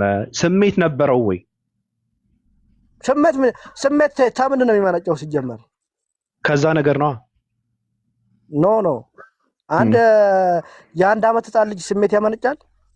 ስለምን የአንድ ዓመት ህፃን ልጅ ነው? አሳ ሲበላ ስለነበረ ኢየሱስ ክርስቶስ ነው እያወራ ያሉት እኔ። ኧረ ግልጹ ንገረኝ፣ መልስልኝ። እኔ አሳ በላ እኮ እየነገርኩህ። ኢየሱስ ክርስቶስ ሙሉ ሰው ለመሆን ጾታ ከተሸከመ ስሜት ነበረው ወይ? እሱን መልስልኝ። በለኝ አይደለም እኔ ሙሉ አትበለኝ። አንተም ጎዶሎ አካል እኮ ይዘህ እያመለክ ነው አይደል? ጎዶሎ ያለ እኔ እንትን አትበል። ስሜታዊ እየሆንክ ነው። በጣም ተናዳሃል። አሁን ኢየሱስ ክርስቶስ ስሜት ነበረው ወይ የሚባለውን ነገር ስሜታዊ የሚያደርግ ከሆነ በጣም ከባድ ነው።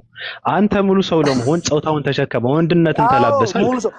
ስለዚህ ስሜት ነበረው ወይ? ስሜት ነበረው? እሱን መልስልኝ። ስሜት ነበረው ሙሉ ሰው ለመባል? የአንድ ዓመት ህፃን ልጅ ስሜት ነበረው አለው? እኔ እየጠየቅኩህ እኮ ነው። ስሜት ነበረው ወይ? እኔም እየጠየቅኩህ ነው። ኢየሱስ የአንድ ዓመት ህፃን ልጅ ነው? ችግር የለውም። የአንድ ዓመት ህፃን ልጅ ብቻ መልስልኝ እኮ። የአንድ ዓመት ህፃን ልጅ ነው ወይ ኢየሱስ? የአንድ ዓመት ህፃን ልጅ ስሜ ነበረው ወይ? እየጠየቅኩ ያለው ስለ አንድ ዓመት ህፃን ልጅ ሳይሆን በጥርሱ አሳ ሲፈጭ ስለነበረ ነው። አሳ ሲፈጭ ስለነበረ ቂጣ ሲበላ ስለነበረ የ33 ዓመት ጎልማሳ ሰው ነው እየጠየቅኩ ያለው እኔ። እሱን መልስልኝ። ችግር የለውም። አንተም እኮ ያጎድሎ መልሰው። ችግር የለውም። ጎድሎ አካል ያለውን እያመለክ ነው አልኩ። አይ በቃ ተናድሃል። ሲጀመር ኢየሱስ ክርስቶስ 33 ዓመት ሙሉ ሻወር ያልወሰድን ብለህ አግምተዋል። በነገራችን ላይ ኢየሱስ ክርስቶስ ንጹህ ነው፣ ጽድት ያለ ሰው ነው። አይቆሽሽም። የማይቆሽሽ ስለሚታጠብ ነው። በኃጢአት አይቆሽሽም። ኢየሱስ ክርስቶስ በኃጢአት አይቆሽሽም። ስማ፣ በአፈር ግን ይቆሽሻል። ጽድት ያለ ሻወር የሚወስድ ሰው ነበረ። በቃ ይበቃሃል። አንተ እውቀት የለህም። በቃ አመሰግናለሁ። በክብር ትወርዳለህ። ኧረ አብሽር ወርድልሻለሁ። ግን በቃ ወረጂ በአዲ ከአንድ ጊዜ ወልድ ያለው ወገናችን ሶሻል ሚዲያ ላይ የምታያቸውን ስም ማጥፋቶች ወደዚህ ወደ እስልምና ማስጠጋት አይቻልም። ሶሻል ሚዲያ ላይ ያሉ ስም ማጥፋቶች ሰዎች በራሳቸው አስተሳሰብ ልክ የቀረጹት ነው። የሰው ልጅ ደግሞ አምላክን መቅረጽ አይችልም። የሰው ልጅ አምላክን በአጭር ቁመትና በጠባብ ደረት መለካት አይችልም። እለካለሁ ቢል ራሱ አያገኘውም። እና ምንድነው በየሶሻል ሚዲያው አካለ ጎዶሎ ምናምን የሚባለው ስም ማጥፋትን፣ ስግብግበኝነትን፣ ራስ ወዳድነትን ነው እንጂ የሚያሳየው የሰራችሁት ቅርጽ ራሱ ምንድነው ጭንቅላታችሁ ውስጥ ያለ ቅርጽ ነው። ያ ቅርጽ እንጂ ከኛ ሃይማኖት ጋር ከእስልምና ጋር የሚገናኝ አይደለም። እንደውም ትናንትና አንዱ ምንድነው ያደረገው? አንዱ እንደዚህ ራሳቸው እንደዚህ ማክሪዶ አንድ ጊዜ አልጨረስኩም ወይ አይሻለው ግን በኋላ ፍቃደኛለሽ አውርተሽ ችግር የለውም። ቆይ ልጨርስ ሐሳቤን። እና ምንድነው ያደረጉት? አይ የተለያየ ቅርጽ ይቀርጻሉ ማለት አሁን የሰው ልጅ ሰው ስለሆነ በጭንቅላቱ የሚቀርጸው ምንድነው ሰው ነው። ለምን ሌላ ነገር አትቀርጹም? ምክንያቱም እውቀት ስለሌለ የሰው ልጅ። ስለዚህ የሰው ልጅ በመለኮት ላይ እውቀት የለውም። ነገር ግን መጽሐፍ ቅዱስ ላይ ያሉ ወይም በቁርአን ላይ ያሉ አንዳንድ ቃላቶችን ወስዶ መገጣጠም የምትገጣጥሙት የራሳቸውን አይን እጅና እግር እንጂ የመለኮትን አይደለም። መለኮትን ማንም ሰው ሊደርስበት አይችልም። እና ምንድነው ያለው ትናንትና አንዱ እንደዚሁ አህባሾች የሰሩትን ቪዲዮ አምጥቶ እፎይ ሴጋ ነው እንደዛ ያለው። አህባሾች የሰሩት ቅርጻ ቅርጽ ብልት ይጎለዋል ነው ያለው። ብልት ስለጎደለው ኢየሱስ ደግሞ ብልት አለው፣ በቃ ኖርማሊ አካሉ የተሟላ ኢቭን ብልት ያለው ጭን ያለው ነው ኢየሱስ እያለ ሲጠራ ነበረ። አስባችሁታ? ምክንያቱም የሰው ልጅ ጭንቅላት ውስጥ ያለው ምንድነው? ሰው የሚያውቀው ሰውን ነው። ሰውን ታውቃለህ አንተ። ሰውን ስለምታየው ሰውን ስላየው እግር እንዳለው እጅ እንዳለው ታውቃለህ። እንዳንተ ጭን እንዳለው ብልት እንዳለው ጾታ እንዳለው ታውቃለህ። ስለዚህ ሰው የሚያወራው ስለራሱ ስለሰውነቱ እንጂ ስለ አምላክ ሊያውቅ አይችልም። ቁርአንና ሐዲስ ላይ ያሉ ቃላቶችን የምትገጣጥሟቸው የራሳችሁን ጆሮ የራሳችሁን እግር እያደረጋችሁ ነው። ምክንያቱም አሁን ለምሳሌ ለምንድነው አይን ከተባለ ለምን የዶሮ አይን አታደርጉትም? ጆሮ ከተባለ ለምን የዝሆን ጆሮ አታደርጉም? አንገት እግር ምናምን ከተባለ ወይም አፍ ከተባለ ለምን የዳይኖሰር አታደርጉም? አንቺ ትመልሽልኛለሽ እህቴ፣ አንቺ ትመልሽልኛለሽ። እሺ አንቺ እኮ እኔ እኮ ራሳችሁ ነው የምመልስልኝ። አሁን እኔ አላህ እግር አለው ብልሽ አውት ያለሽ ጭንቅላት አለው ብልሽስ? ይኸውልህ እኔ አምላክ እግር አለው ጭንቅላት አለው አልልም። ስለ አምላክ የለውም በእኝና ልውረድ። አምላክ መለኮት እንደሆነ እንጂ እማቀው እኔ የራሴን እግር እያሰብኩኝ አምላክ የኔን እግር አይነት አለው አልልም። ስለዚህ እኔ አንቺ አይነት አላልኩም እህቴ። ተረጋጋ፣ ትጨርስ። ወልድ ትጨርስና ሐሳቧ ትቀጥላለህ። አትደረብ። እንትን መረበሽ ነው የሚሆነው። ቀጥይ መሲ። ስለዚህ ምንድነው የሚሆነው? እኔ የመለኮት ምንነት ለምሳሌ የመለኮት ሰሚ ነው። አምላክ ይሰማል ይላል መጽሐፍ ቅዱስ ላይ። እግዚአብሔር እንደሚሰማ እግዚአብሔር እንደሚናገር አምላካችን አላህ Subhanahu Wa Ta'ala ሰሚና ተመልካች እንደሆነ ተቀምጧል ቁርአን ላይ። አምላክ ሰሚና ተመልካች እንደሆነ አውቃለሁኝ። ነገር ግን ተመልካች ብሎ ማለት አይን ነው። ስለዚህ ፈጣሪ መለኮት አይን አለው ወይ ከተባለ እኔ የራሴን አይን አውጥቻ አይደለም ወይም የራሴን አይን ስያ አይደለም የማሳየው ወይም በራሴ አይን ልክ አልቀርጽም። አይቻልም፣ እንደዛ አይቻልም። ስለ መለኮታዊ አይን አለው ያንን የሚያውቀው አምላክ ብቻ ነው። እስልምና በግልጽ የሚያስተምረው ይሄንን ነው። ቁርአንን ሐዲስ ላይ የመጡ ቃላቶች አሉ። አምላክ ሰሚ ነው፣ ተመልካች ነው። አዎ ሰሚና ተመልካች እንደሆነ እናምናለን። ነገር ግን ሰሚና ተመልካች ነው ሲባል መስሚያ ጆሮ ነው፣ መመልከቻ ደግሞ አይን ነው። ስለዚህ መለኮት አይን አለው ወይ ጆሮ አለው ወይ ሲባል ሰው የራሱን ጆሮና የራሱን አይን እያሰበ ሳይሆን የሚናገረው እኛ አምላክ ሰሚና ተመልካች ነው። አዎ ነገር ግን መለኮታዊ አይንና ጆሮ ምን እንደሆነ አናቅም። የሚያውቀው አላህ ነው። በእስልምና ግልጹ አስተምሮ ይሄንን ነው እንጂ የራሴን ጆሮ አምጥቼ የራሴን አይን አምጥቼ ወይም የራሴን እግር ሰካክቼ ይሄንን ነው ብሎ የሚያምኑት እስልምና ብሎ ማለት ይሄ በጣም እርግማናምነትና ወራዳነት ነው። ምክንያቱም እየሳላችሁ ያላችሁት የራሳችሁን ቅልጥም የራሳችሁን አይንና የራሳችሁን ጆሮ ነው። እኛ ስለ መለኮታዊ አይንና ስለ መለኮታዊ ጆሮ አናቅም። ራሱ አምላክ ነው የሚያውቀው። የሱ የመለኮት ጆሮ የመለኮት አይን ምን እንደሚመስል አናቅም። ይሄንን ነው አንልም። እኛ ሰዎች ነን የሰው አይንን አውጥተን አናሳይም። ይሄ እጅግ በጣም እንትን ነው የሚያስቅ ፍልስፍና ነው። ኦኬ እኔ ግርም የሚለኝ ሰው ለምንድን ነው መጽሐፍ ቅዱስ ላይ ወይም ቁርአን ላይ ስለ መለኮት ሰማ መለኮት አየ ሲባል የራሱ አይነት እዚህ የሚለው እያወራችሁን ያላችሁት እየቀጠፋችሁ ያላችሁት በራሳችሁ አይንና ጆሮ በራሳችሁ እግር ነው። ስለዚህ ብቆም ነው የሚሻለው ነው የምለው። አይ በራሳችሁ እግርና ጆሮ ነው የምናወራው ካላችሁ እንትን እግር ቀይሩ፣ በቃ አይን ቀይሩ፣ ጆሮ ቀይሩ። ምክንያቱም እናንተ ሰው ስለሆናችሁ ሰውኛ ነው የምታስቡት እንጂ ዝሆንኛ አታስቡ። ወይም የዳይኖሰር አስተሳሰባት ዳይኖሰር ስለሆነ ዳይኖሰርኛ ያስባል። ዝሆንም ዝሆን ስለሆነ ዝሆንኛ ያስባል። ጉንዳንም ጉንዳን ስለሆነች ከጉንዳን ጋር የምትግባባው። ሰውም ስለሆናችሁ የምታወሩት የምታስቡት ሰውኛ ነው። የሰው እግር ነው አንጠልጥላችሁ የምታሳዩ። የሰው አይነት ነው የምታሳዩ። ቆይ አሁን ቆይ አንዴ ወልድ አይ እንትን ሬይነር አለ አንዴ ሬይነር ለምን ታወራቱ ያላችሁ ታዲያ? ቆይ አንዴ ግድ የለህም ሬይነር አለ ኑረት ጥያቄ ልውረድ በቃ ትቀጥላለህ። ተረጋጋ። እንትን አትበል። ልክ ሌላ ነገር እንደተሸከምክ አታስመስል። ቪዲዮ መክፈት የሚችል ሰው አለ? ላይ ልክፈትልህ። አሚር እንትና ባለፈው ቅምጡ ስለ ግብረ አካል ብሎ ያወራውን ቪዲዮ አለ? ባቢኒ አማርኛዎች ይከብደኛል። እኔ ደግሞ ታች መንደር ብዙም ነኝ። ስለነሱ ቪዲዮ አይመጣልኝም። ራሷ ላይ የሚልክለት ሰው አለ በውስጥ ሬይነር ባለፈው ስናየው የነበረውን ቪዲዮ ስለ የእግዚአብሔር አካላትን ነው እንትን የሚለውና እዛ ጋር ከባድ ጥያቄ አለ። በነገራችን ላይ የሚልክለት ሰው አለ?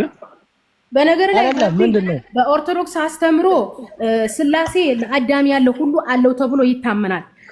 ፎይሴ ጋር የሚያወራው ሌላ ነው። እሱ የራሱን አመለካከት ነው። እናየዋለን ነው እዛ ጋር ጥያቄ ስላለ ከወልድ ጋር ምን እንባባልበታለን። ዝም ብለን አንድ ደቂቃ ልጅ አብዱ ላክለት። ቆይ ቪዲዮ የሚከፍት ሰው ኧረ ወልድ ታወራለህ። ተረጋጋችሁ እንዴ? በቃ ቻው። በቃ ምንም እኮ ታወራለህ ብላችሁ ዘጋችሁኝ እኮ። በቃ ይሄ ነው ቤት ነው። በቃ ባርቱ በቃ ቻው። ብርሃን ቆይ እንዳትወጣሽ። እኔ ያለው አይደል እንዴ? አንተ በእናትህ አንተ ነው የምታሰድበኝ። ቆይ ችግር የለውም። ምንድን ነው መሰደብ ደግሞ? አልተሰደብክም እኮ እንዴ። የሚልክለት ሰው አለ? ኧረ ችግር አለባችሁ በእውነት። አይ ልጥቀስልህ አይደለም እኔ ልጥቀስልህ ላውጣ። አትጠቅስልኝ። ምን ጠቅስልኛለህ? በእናትህ አይደለም አዳም ላይ ያለው አካል በሙሉ አለው የሚለው ላውጣልህ ወይስ እንዴ? እግዚአብሔር እንትን አለው ቅል አለው? አይ ችግር የለውም። ሃይማኖት አበብ ላይ ያለው አይደለም የሃይማኖት አበብ ላይ ያለው ነው። ቅል እግዚአብሔር ቅል አለው? አቦ ለቀደ ጥያቄ ልመልስ። እኔ እሱ ላይ እኔ እዚህ ላይ ልመልሳለህ። ቪዲዮውን የፈለኩት እሱ ስለሆነ መልስልኝ። ይሄን መልስልኝና ሌላ ጥያቄ እጠይቅሃለሁ። ቅል አለው? አልፈልግም። እኔ ቅድም ከአንገት በላይ እግዚአብሔር ቅል አለው ወይ? በቃ በርታ በቃ እንዴ ምን ሆነ ነው መልሰው እንትን ላይ የሚቀበል ከሆነ አለ መጽሐፍ ላይ አለ የሚቀበል ከሆነ መጽሐፍ ላይ ሃይማኖት እግዚአብሔር አምላክ። ኦኬ ቀጥል። አመለጠ። ቀጥል። ፀጉር አለው ከተባለ ቅል አለው ማለት ነው። ቅል አለው ከተባለ ደግሞ ብሬን አለው ማለት ነው አይደለ? ጭንቅላት አለው፣ የውስጥ ጭንቅላት አለው ከተባለ እግዚአብሔር አምላክ እያሰበ ነው የሚያደርገው ማለት ነው አይደል? እንደዛ ነው። በነገራችን ላይ እዚህ አካባቢ ስዕል ላይ ጎበዝ የሆናችሁ ካፊሮች የሚያዘዋውሩት አንድ ስዕል አለ። ይሄ 2 እጅ 1 እግር ያለው ስዕል። እሱን ስዕል በኢየሱስ ማን ነው የሚያቀናብርልኝ? ኖርማል የኢየሱስ አለ አይደለ? ኢየሱስ ስዕል አንዱን እግር ታነሱትና አንዱን እግር ትቆርጡትና አንዱን የግራ እጁን ደግሞ እዛ ቀኙ ላይ ለጥፋችሁ ምናምን እንትን ብሎማ ሲያዞሩ ከርመው አይ እግዚአብሔር መንፈስ ነው ይላሉ። ኢየሱስ መንፈስ ነው እንዴ? እንደኛው በአጭር ቁመት በጠባብ ድረት የተወሰነ የሚበላ የሚጠጣ የተገረዘ ነው። በነገራችን ላይ በስላሴ ዶክትሪን አማኞች በተለይ ካቶሊክ እና ኦርቶዶክስ ላይ ኢየሱስ የተገረዘው የግርዘቱ ቁራጩ ስጋ በዓለም ላይ ያሉ 7 የሚደርሱ ካቴድራል ቤተክርስቲያኖች አሉ። 21 ካቴድራል ቤተክርስቲያናት ኢየሱስ ሲገረዝ የግርዛቱ የሸለፈቱ ቁራጭ አለን ይላሉ። ብታምኑ ባታምኑ፣ ምክንያቱም የሸለፈቱ ቁራጩ የመለኮት ቁራጭ ነው ተብሎ ስለሚታመን ማለት ነው። ለዚህም ነው እንደውም ትናንትና እፎይ ሴጋ ምንድነው ያለው? ብልት አለ ጭና አለ ነበር ሲል የነበረው የአህባሾች መምህር የነበረው ዶክተር አቡበክር የተባለው መጽሐፍ ቅዱስ ላይ ልክ እንደ መጽሐፍ ቅዱስና ቁርአን ላይ ያሉ ለፈጣሪ ፊት እጅ እግር የተባሉትን እየቆራረጠ ሲያወራ ምንድነው ያለው? እፎይ ሴጋ ብልት አለ ነው ያለው። ኢየሱስ ብልት አለው ጭና አለው ኑቶሎ ኢየሱስን አምልኩ ብሎ ነው በቀጥታ ተባለ። ወላሂ አዚም ቪዲዮ አለ እኔ ጋር ግቡና ኮፒ ሊንክ አድርጉ ሼር አድርጉ። ስለዚህ ምንድነው ኢየሱስ ብልት ካለው ጭን ካለው ከተገረዘ ኢቭን የተገረዘው ሸለፈቱ ያኒ ቆሮንጮ ደርቋል ማለት ነው። አስባችሁታል? ኢየሱስ ከተገረዘ 2000 ዓመቱ ነው። ግርዛቱ ካለፈ ከ2000 ዓመት በኋላ 2000 ዓመት የሆነው የደረቀ ስጋ አለ። ያ ስጋ እንግዲህ ይሳለሙት ያምልኩት አናቀው። ይሄንን እያመለኩ ይመጡና ስለ አምላክ እያላችሁ የምትገጣጠሙት ያ የራሳችሁ እጅና እግር ነው። ጭን የጎደለው እግር ነው ሰውነት ነው እያወራችሁ ያላችሁ። ተግባብተናል? እና ይሄንን ለማለት ነው። ገብታችሁ ኮፒ እና ኢየሱስ ክርስቶስ እግሩን ለመቁረጥ እየፈለግሽ ነው አሁን ማለት እነሱ ብዙ ጊዜ አህባሾቹ ይሄ አህባሽ ፍልስፍና ብሎ ማለት እነዚህ ምንድን ነው አሽዓሪያና ማቱሪዲያ ይባላሉ። በእስልምና 3ኛው ክፍለ ዘመን ላይ የተነሱ ሲሆኑ ፍልስፍና ውስጥ ነው የገቡት። ልክ ቁርአን ሐዲስ ላይ ያሉ አምላካችን አላህ Subhanahu Wa Ta'ala ባህሪያትን ሲያዩ እንትን የራሳቸው ሰው ነው ትዝ የሚላቸው አይን እጅ እግር ምናምን ሚል ነገር አምጥተው ቅርጽ እየገጣጠሙ ነባሩን ማለትም ከነብዩ ስር ቁጭ ብሎ የተማሩትን አስተምሮ ለመበረዝ ፍልስፍና ውስጥ ገብቷል። እንደው ፍልስፍና ነው የሚባለው። ኦኬ እነዛ አካላቶች አስባችሁታል? እንደውም ከእስልምና ከ300 ዓመት በኋላ የመጡ ናቸው። እነዚህን አመለካከት ሶሻል ሚዲያ ላይ የሙስሊሙን ስም ለማጥፋት የሚገጣጥሟቸውን አካላቶች አምጥተው ያው አህባሾቹ የሚቀርጹት ስዕል ቅርጽ እግር ይጎለዋል አሉ፣ ብልት ይጎለዋል። አህባሾቹ ጭንቅላት ውስጥ ያለው ቅርጽ ጭን ይጎለዋል። ስለዚህ ወደ ኦርቶዶክስኑ ጭን ወዳለው ብልት ወዳለው ጸጉሩ ወላላ እዚህም እንደዛ ነው እኮ ያለው እኮ። አሁን ኢየሱስ ሙሉ ሰውነት አካል ነው ያለው። ኢየሱስ ሙሉ ሰውነት አካል ነው። እንግዲህ ሙሉ ሰውነት አካል አለው ሲባል ይሄ ከንፈር፣ አይን፣ አፍንጫ፣ ጸጉር እንደውም ጸጉሩ ይሄ በየፎቶው ላይ ያለው በየሚዲያው ላይ ያለው ማለት ነው የታወቀ ነው። ስለዚህ ኑቶሎ በስጋ የተገለጠ አምላክ ነው። ጭን አለው፣ ኑቶሎ እግር አለው። እግር የተሟላ 2 እግር አለው፣ እጅ አለው። ምክንያቱም አህባሾቹ የቀረጹት ምንድነው ያሉት? ፊት ነው ይላል መጽሐፍ ቅዱስ ላይ። የእግዚአብሔር ፊት ይላል አይደለም? ግን የእግዚአብሔር ጭንቅላት አይልም መጽሐፍ ቅዱስ ላይ። የእግዚአብሔር እግር ይላል እንጂ ግራና ቀኝ አይልም። የእግዚአብሔር እጅ ይላል እንጂ ግራ አይልም። በነገራችን ላይ የእግዚአብሔር እጁ ቀኝ ናት። ስለዚህ ምን ያደረጉ አህባሾቹ ፊት የሚለውን እጅ የሚለውን እግር የሚለውን ወስደው የራሳቸውን ፊት የራሳቸውን እጅ የራሳቸውን እግር ገጣጥመው ስለማጥፋት ሲሞክሩ ኦርቶዶክሶቹ ምን አሉ? ላላላላ እንትሮቹ አህባሾቹ ያመጡት ቅርጻ ቅርጽ አንድ እግር ይጎለዋል፣ ብልትና ጭን ይጎለዋል፣ ጭንቅላት ይጎለዋል። ስለዚህ ኢየሱስ ጭንቅላት አለው፣ እግርም አለው፣ ብልትም አለው፣ ጭንም አለው ቶሎ ብሎ ነው በቀጥታ እንትን ያለው። እሺ ቀጥል። አይ ዊልቸር ካዘጋጀሽ እኔ ቆርጥልሻለሁ። እግሩ ችግር የለውም። ኢየሱስ ክርስቶስ እግሩ ኖርማል የኢየሱስ ነው። ዊልቸር ካለሽ ነው። ዊልቸር ካዘጋጀሽ ችግር የለብኝም፣ እኔ ቆርጠዋለሁ። እሺ ችግር የለውም። ለችግር የለውም። እሺ እንስማው። የቅምጧ ጥያቄ ፀጉሩ ምኑ ላይ ነው የበቀለው?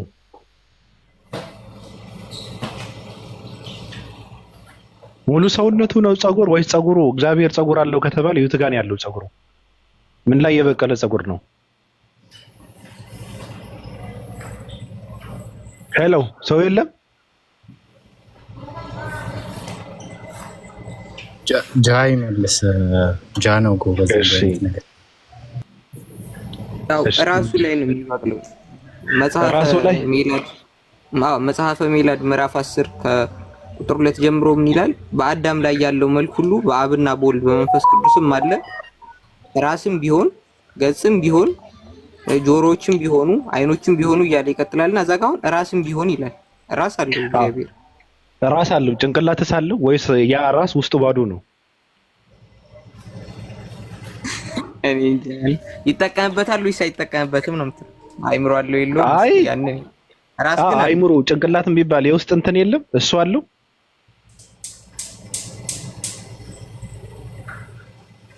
ጃ እንደው በሞቴ ተባባረኝ እንጂ ዝም አትበለኝ፣ መልስልኝ እንደው እንትን ነው አሁን ስለ ራስ አለ አይምሮ አለው። አንጉል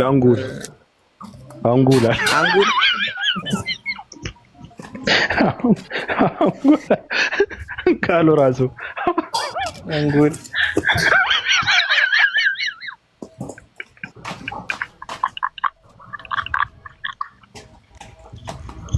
እዝጉ የተረገመ እኮ ነው ይሄ። አሁን ስለ ምንተኛው አንጎላችንን ለማሳረፍ አይደል? አዎ አሁን ለምሳሌ እንትን ላይ መዝሙር 44 ቁጥር 23 ላይ ዳዊት ይቀሰቅሰዋል እግዚአብሔር አቤቱ ንቃ፣ ለምን ትተኛለህ? ተነስ ለዘወትር አትጣለን እያለ ለምን ትተኛለህ? ንቃ እያለ ይቀሰቅሰው እናያለን። አንጎል አለ። መቼም ሰው የሚተኛው አንጎሉን ለማሳረፍ አይደል? ስለዚህ ማለት ማሰቢያ እያሰበ ነው እንትን የፈጠረው ያደረገው እንትን የሚያደርገው ማለት ነው። የሚወስነው የሚጠብቀን አይደል? አይ መተኛትም ያው ለአይምሮ ረፍት እኮ ነው የምንተኛው። ለአይምሮ ረፍት ነው። አዎ ስለዚህ እግዚአብሔር አይምሮ አለው ማለት ነው።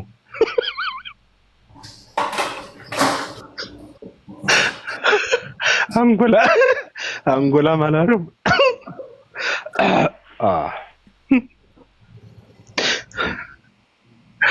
የባሰ ነው የሚመጣው። በነገራችን ላይ የሰው ልጅ ሕያው ነው፣ ፈጣሪም ሕያው ነው። የሰው ልጅ ሕያውነትና የፈጣሪ ሕያውነት ተመሳሳይ አይደለም። የሰው ልጅ ያያል፣ ፈጣሪም ያያል። የሰው ልጅ አይንና የፈጣሪ አይን ተመሳሳይ ነው ብለህ የምታስብ ከሆነ ሞኝ ነህ። ፈጣሪ ይሰማል፣ እኛም እንሰማለን። የኛ መስማት ከእግዚአብሔር ከፈጣሪ መስማት ጋር ተመሳሳይ ነው ብለህ የምትረዳ ከሆነ በጣም ከባድ ነው። ስለዚህ ጥያቄው ምንድነው? እግዚአብሔር ራስ ካለው ቅል ካለው እንትን አይምሮ አለው ማለት ነው። አይምሮ ካለው ደግሞ በቃ እንትን ሰው ነው ማለት ነው። የነገን በማሰብ የሚደርስበት የሚያውቅ ማለት ነው። ጃ አለ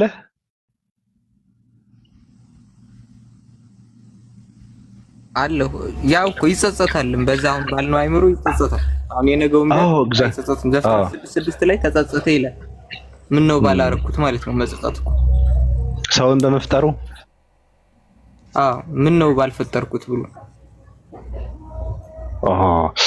አይምሮ ስላለው ነው የተጸጸተው።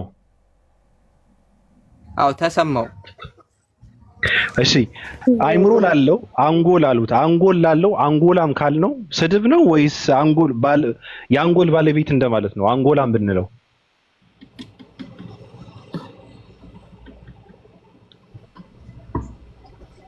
ጃ በአማርኛ እንትን በለኝ።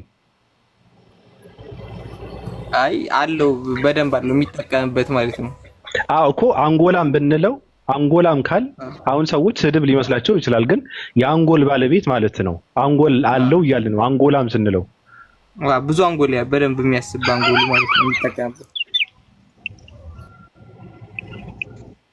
አመሰግናለሁ። በጣም ነው የማመሰግነው። እኔ መተኛ ስላለብኝ እወጣለሁ። እንደዚህ ነው እነሱ የማያውቁትን ነገር ሲያወሩ ያልደረሱበትን ነገር ሲነካኩ ሰው ምን ያህል ርቀት እንደሚሄድ አልገባቸውም። ስለዚህ እንደዚህ አይነት አዳዲስ ጥያቄዎችን በየቀኑ ይፈጠራሉ። ማንንም ሰውም ጥያቄ መፍጠር አለበት። ከራሱ አንድ ቅምጦች የሚያመጧቸው እንትን ብቻ ሳይሆን እነሱ የሚያመጧቸው እንትኖች አይደሉም። በነገራችን ላይ ከሰው እየተቀበሉ ብርም ሀሳብም እንትንም ከሰው እየተቀበሉ ነው እድሜያቸውን የሚያራዝሙትና ስለዚህ እንደዚህ አይነት ጥያቄዎችን መብዛት አለባቸው እላለሁ። ባቢ እንግዲህ ልተኛ ነው ብለሃል። ስለዚህ ግልጹ ምንድነው መታወቅ ያለበት እስልምና አስተምሮ አምላካችን አላህ Subhanahu Wa Ta'ala ቁርአንና ሐዲስ ላይ የአምላክን ባህሪ ያስቀመጠው የሚያውቀው እሱ ራሱ ብቻ ነው። እስልምና በግልጽ የሚያስተምረው ይሄንን ነው።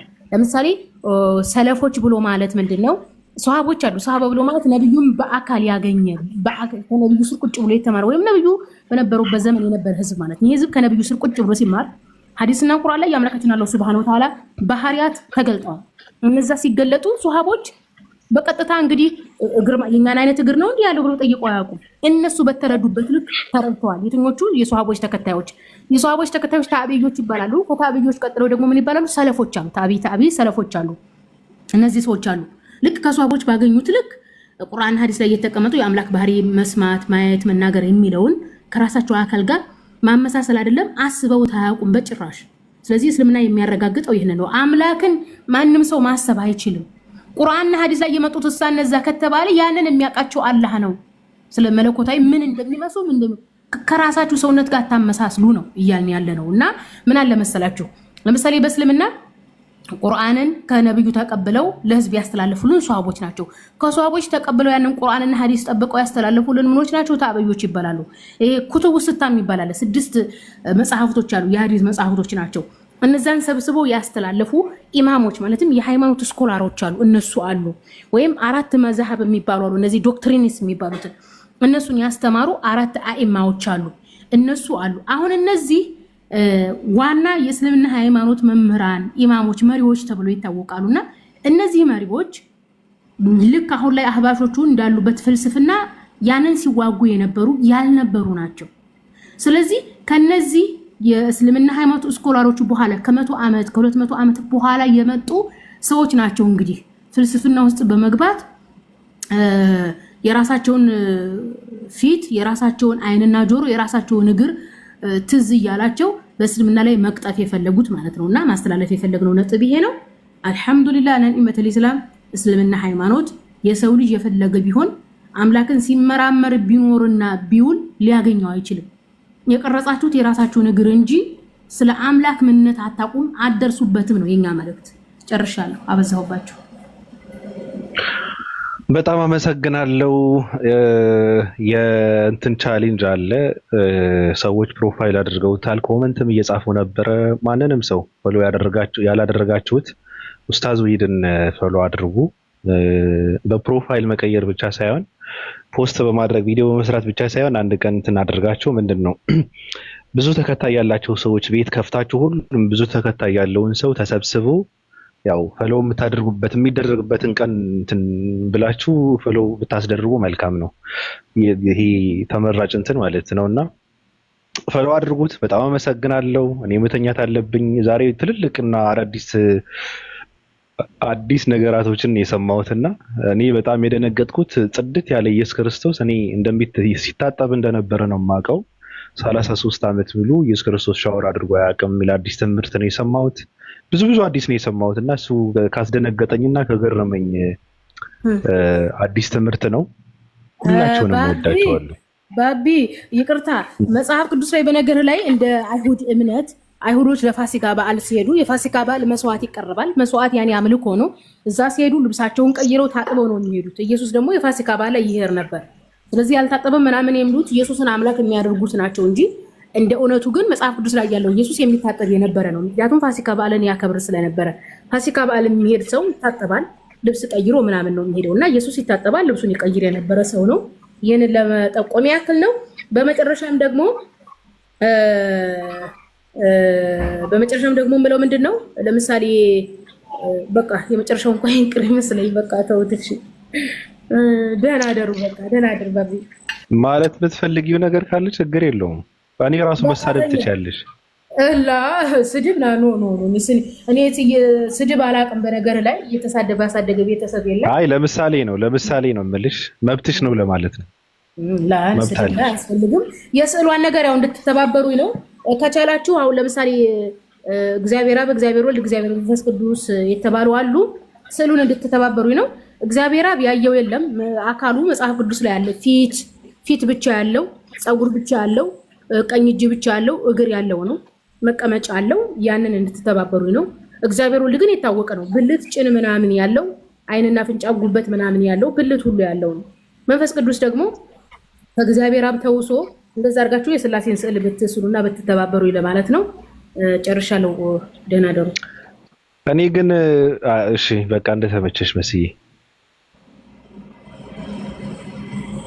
እንደተመቸሽ። እነዚህ ሊቀ ጳጳሳት ናቸው። ሊቀ ጳጳሳት ናቸው። ምንድን ናቸው? አዎ ፓስተር ዥዌ ነው። ወንጌል ባናት የተከለው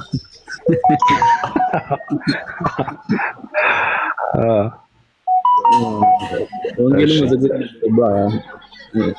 ፍቅር ሲዝም ያለውን አልሰማህም? ረያን ፍቅር ሲዝም ላይቭ ላይ ሆኖ ከዛ ከስር ይጽፉለታል። በቃ ወደ ፍቅር ሲዝም ይግባ የሚማኛ ምናምን ሲሉት እኔ ስንት የተሰደድኩበትን ሃይማኖትማ ገብቶ ያበላሽም ቤት አታስቡልኝ ምናምን ብሎ በጣም እየተናደደ ነበር። እንዴት ይግባት ትላላችሁ ወደ እኔ ሃይማኖት ብሎ እሱ ራሱ ንቆታል። ኧረ የምልክ ነው። አንቀበልም ነው አልቀበልም ብሎ ቪዲዮ ሰርተዋል። ራሱ አልቀበልም ምናምን ይላል። ኮፒ ሊንክ ሸር አድርጉልኝ። አሚር ማውራት ትፈልጋለህ? ባቢ ከይቅርታ ጋር ሁለት ነገር እንትን ማለት ፈልጌ ነው ካላስቸገረ። አንደኛው ቀደም አይ ቲንክ ጃ እንትን እያለ ነበርና ጃ እንዲመልስልኝ ፈልጌ ነው። የሚያጸድቁ ሰዎች ለምሳሌ ሥላሴዎች እጅ እግር አላቸው ምናምን ለምሳሌ ድምጼን የአሁኑን ድምጽ ነው እየሰማችሁ ያላችሁት? ቀጥል። እንደኔ ነህ። እኔ ደግሞ ተመልሶ ሰማው እንዴት እንደሚደብረኝ የራሴ ድምጽ። እሺ የሚያጸድቁ ሰዎች ዘጸአት ምዕራፍ 33 ከቁጥር 21 ጀምሮ ስናየው ከ22 እንጀምርና ክብሬን ባለፈ ጊዜ በሰንጣቃው ዓለት አኖርሃለሁ አለ። እስካልፍ ድረስም እጄን በላይ አደርጋለሁ አለ። እግዚአብሔር መቼም ሙሴ እግዚአብሔርን ሊትራሊ ማየት ፈልጎ ነበረ፣ ፊቱን ማየት ፈልጎ ነበረ እና እግዚአብሔር እየመለሰለት ነው። ምን ብሎ ክብሬ ባለፈ ጊዜ በሰንጣቃው ዓለት አኖርሃለሁ አለ። እስኪያልፍ ድረስ እጄን በላይ አደርጋለሁ። ከዛስ እጄንም ፈቀቅ አደርጋለሁ፣ ጀርባዬንም ታየዋለህ፣ ፊቴን ግን አታይም አለ። የኔ ጥያቄ አሁን እነዛ የሚያጸድቁ ሰዎች እዚህ ጋር ሙሴ ያየው የማንን ጀርባ ነው? የትኛው ከሶስቱ አካል የትኛውን አካል ጀርባ ነው እዚህ ጋር ያየው? አንድ አካል ተጠሩ ፊሽካው ነው የሚነካው እዚህ የአብን። ምክንያቱም አሁን አንድ ላይ ሆኖ ነው እንዳይሉን እዛ ቀደም ያነበብኩት ላይ የሚለው ሁሉም የየራሳቸው ነው አላቸው የሚለው አንድ ላይ የሚጠቀሙት አይደለም። ስለዚህ ዘዳግም 6:4ን ተጠቅመን ከአብ ውጪ ሌላ አምላክ የለማ እንዴ? ምን ሆነ ነው? እንደዛ ካሉማ ፊሽካው ነው የሚነፋው እንዴ? ሙሉ ብሉይ ኪዳን ላይ ለምሳሌ ሐሳቡን ለየብቻ አካል እንዳላቸው ማለት ነው። በአዳም ላይ ያለው መልክ ሁሉ በአብ በወልድ በመንፈስ ቅዱስም አለ። ራስም ቢሆን ገጽም ቢሆን ጆሮም ቢሆን አይኖችም ቢሆኑ አፍንጫና ከንፈርም ቢሆን እጆችና ብቶችም ቢሆኑ ለአብ ለወልድ ለመንፈስ ቅዱስም ሙሉ አካል አላቸው። ሃይማኖታቸው የቀና 318ቱ ሊቃውንት አባቶቻችን እንደተናገሩት ለእግዚአብሔር አይኖች እና ጆሮዎች፣ እጆችና እግሮች ሌሎችም የቀሩት አካላት እንዳሉት እናምናለን። ስለዚህ ለየብቻቸው የተነበበ የአብና የወልድም አዎ ሃይማኖት አባው ላይ ነው አይደል? አብ በመልኩ በመልኩ ፍጹም ነው፣ ስሙም እግዚአብሔር ይባላል። ወልድም በአካሉ በገጹ ፍጹም ነው፣ እግዚአብሔር ይባላል። መንፈስ ቅዱስም በአካሉ በገጹ በመልኩም ፍጹም ነው። የተለያየ አካል ናቸው። ፍጹማዊ የራሳቸው የሆነ አካል አላቸው፣ ከሌላው የተለየ ማለት ነው።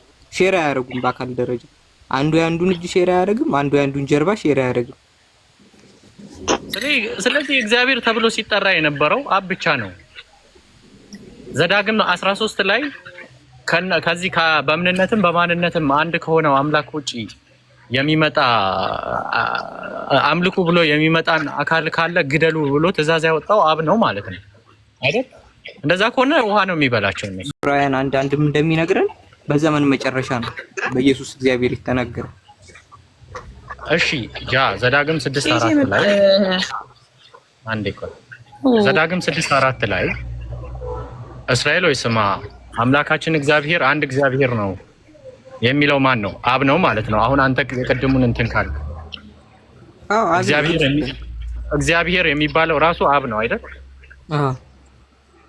እኮ ይሄ አብ ደግሞ ከዚህ በምንነትም በማንነትም አንድ ከሆነው አምላክ ውጪ ሌላን አምላክ እናምልክ ብሎ እንደው አንድ ነብይ ራሱ ከተነሳ እንዲገደል አዟል አይደል?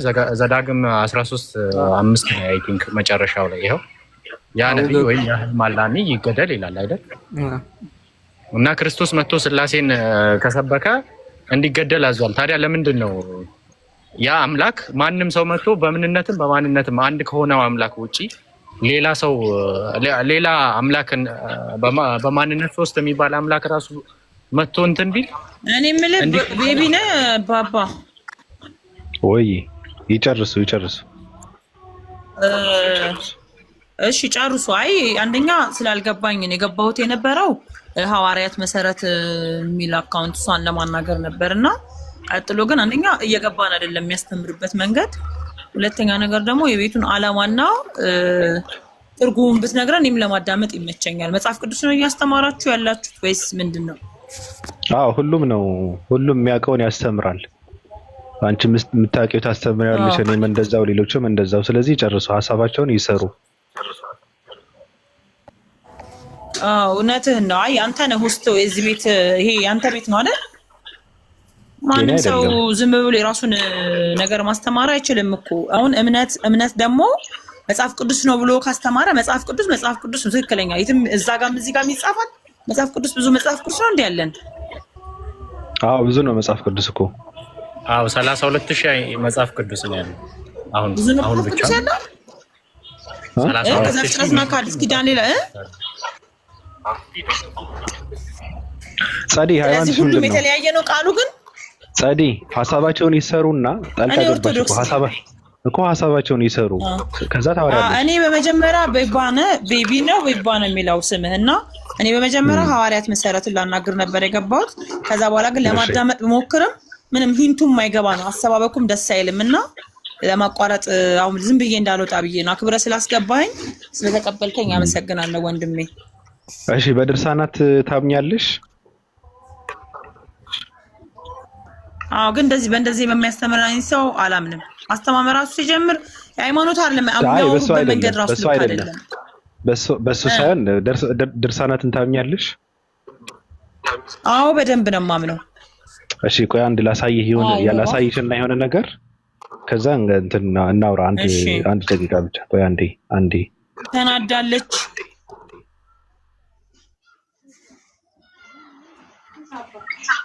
ባቢ እስኪመጣ ማስታወቂያ ለስራ እዚህ ያላችሁ 414 ሰዎች ኡስታዝ ወሂድ ዑመርን ወይም ደግሞ ወሂድ አቃቢ እስላም ብላችሁ ማንበብ ትችላለች። የሰው ስም ሙሉ ማንበብ ግዴታ አለብኝ እንዴ?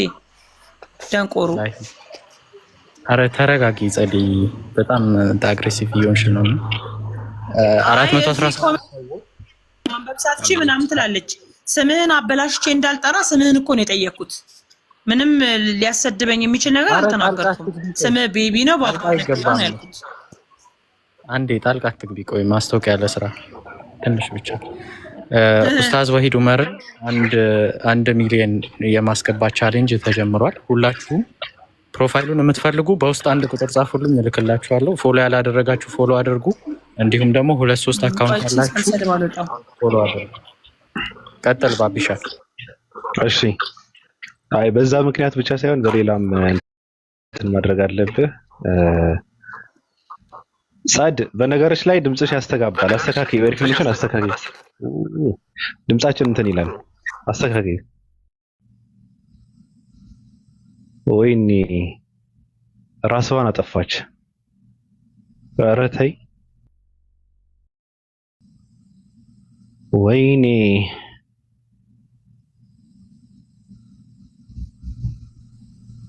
እኔ ጋር የተቋረጠው ወይስ ምንድነው የተፈጠረው?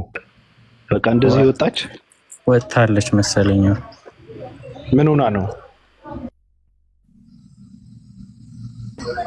አላሳየህም አንተ ጋር እሷን የሰጠችው ሞዴሬተር አውጥቷት ይሆናል። አይ ራሷን የወጣችው ግን አይ አየችው መሰለኝ። እኔ ይሄን እንትን ማድረግ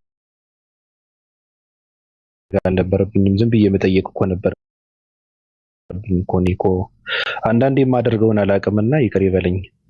ለዛ ነው አየችው መጣ ነበረ ማለት ነው ከዚህ በፊት።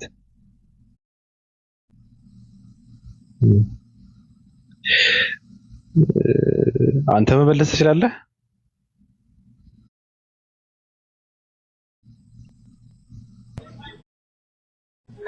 እኔ ነው? አዎ መመለስ ትችላለህ? አረ ራሳችሁን ቻሉ እንዴ? ና መልሰው እና እቅዳለኝ እኮ እኔ እኮ ላወራበት እኮ እዚህ ጋር እንትን ያደረኩት። ና መልስ ለዚህ ጉዳይ እንዲህ ዝም ብዬማ እንትን አላደርገውም። ካሜራውን አልዘጋውም። ጃ አለ እኮ ጃ ነው ጎበዝ። እንደ አይነት ነገር ጃማ በጣም አደገኛ ልጅ ነው። በጣም ከባድ ነው። ያው ሌላ ሰው ሳቁል ተባረክ ሁሉ ነገር የተባረከ ይሁን። ዮሴፍም ማህፀኑ ይባረክ።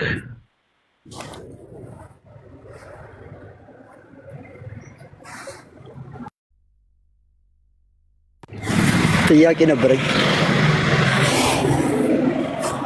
አቡነ ዘበሰማያት የተቀደስ ስምከ ትምጻእ መንግሥትከ አድኅግ ለዘአበሰለነ። ዮሴፍ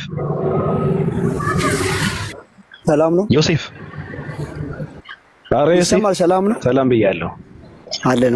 እንዴት ነው? ሰላም ነው? ሰላም። ጥያቄ ነበረኝ። ሁሉ ሰላም። መጀመሪያ እዚህ ጋር ስለተለጠፈው ነገር ልጠይቅህ ነኝ። ይሄ እኔን አይመለከተኝም። ፕሮቴስታንት ነህ? አዎ።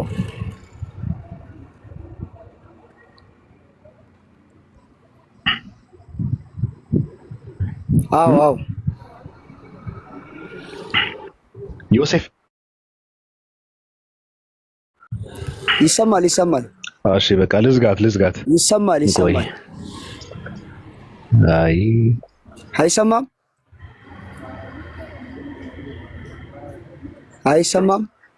ኧረ ይሰማል። ተረጋጋ ትንሽ። አይ ባንጀምረውስ? ኧረ በቃ አመሰግናለሁ።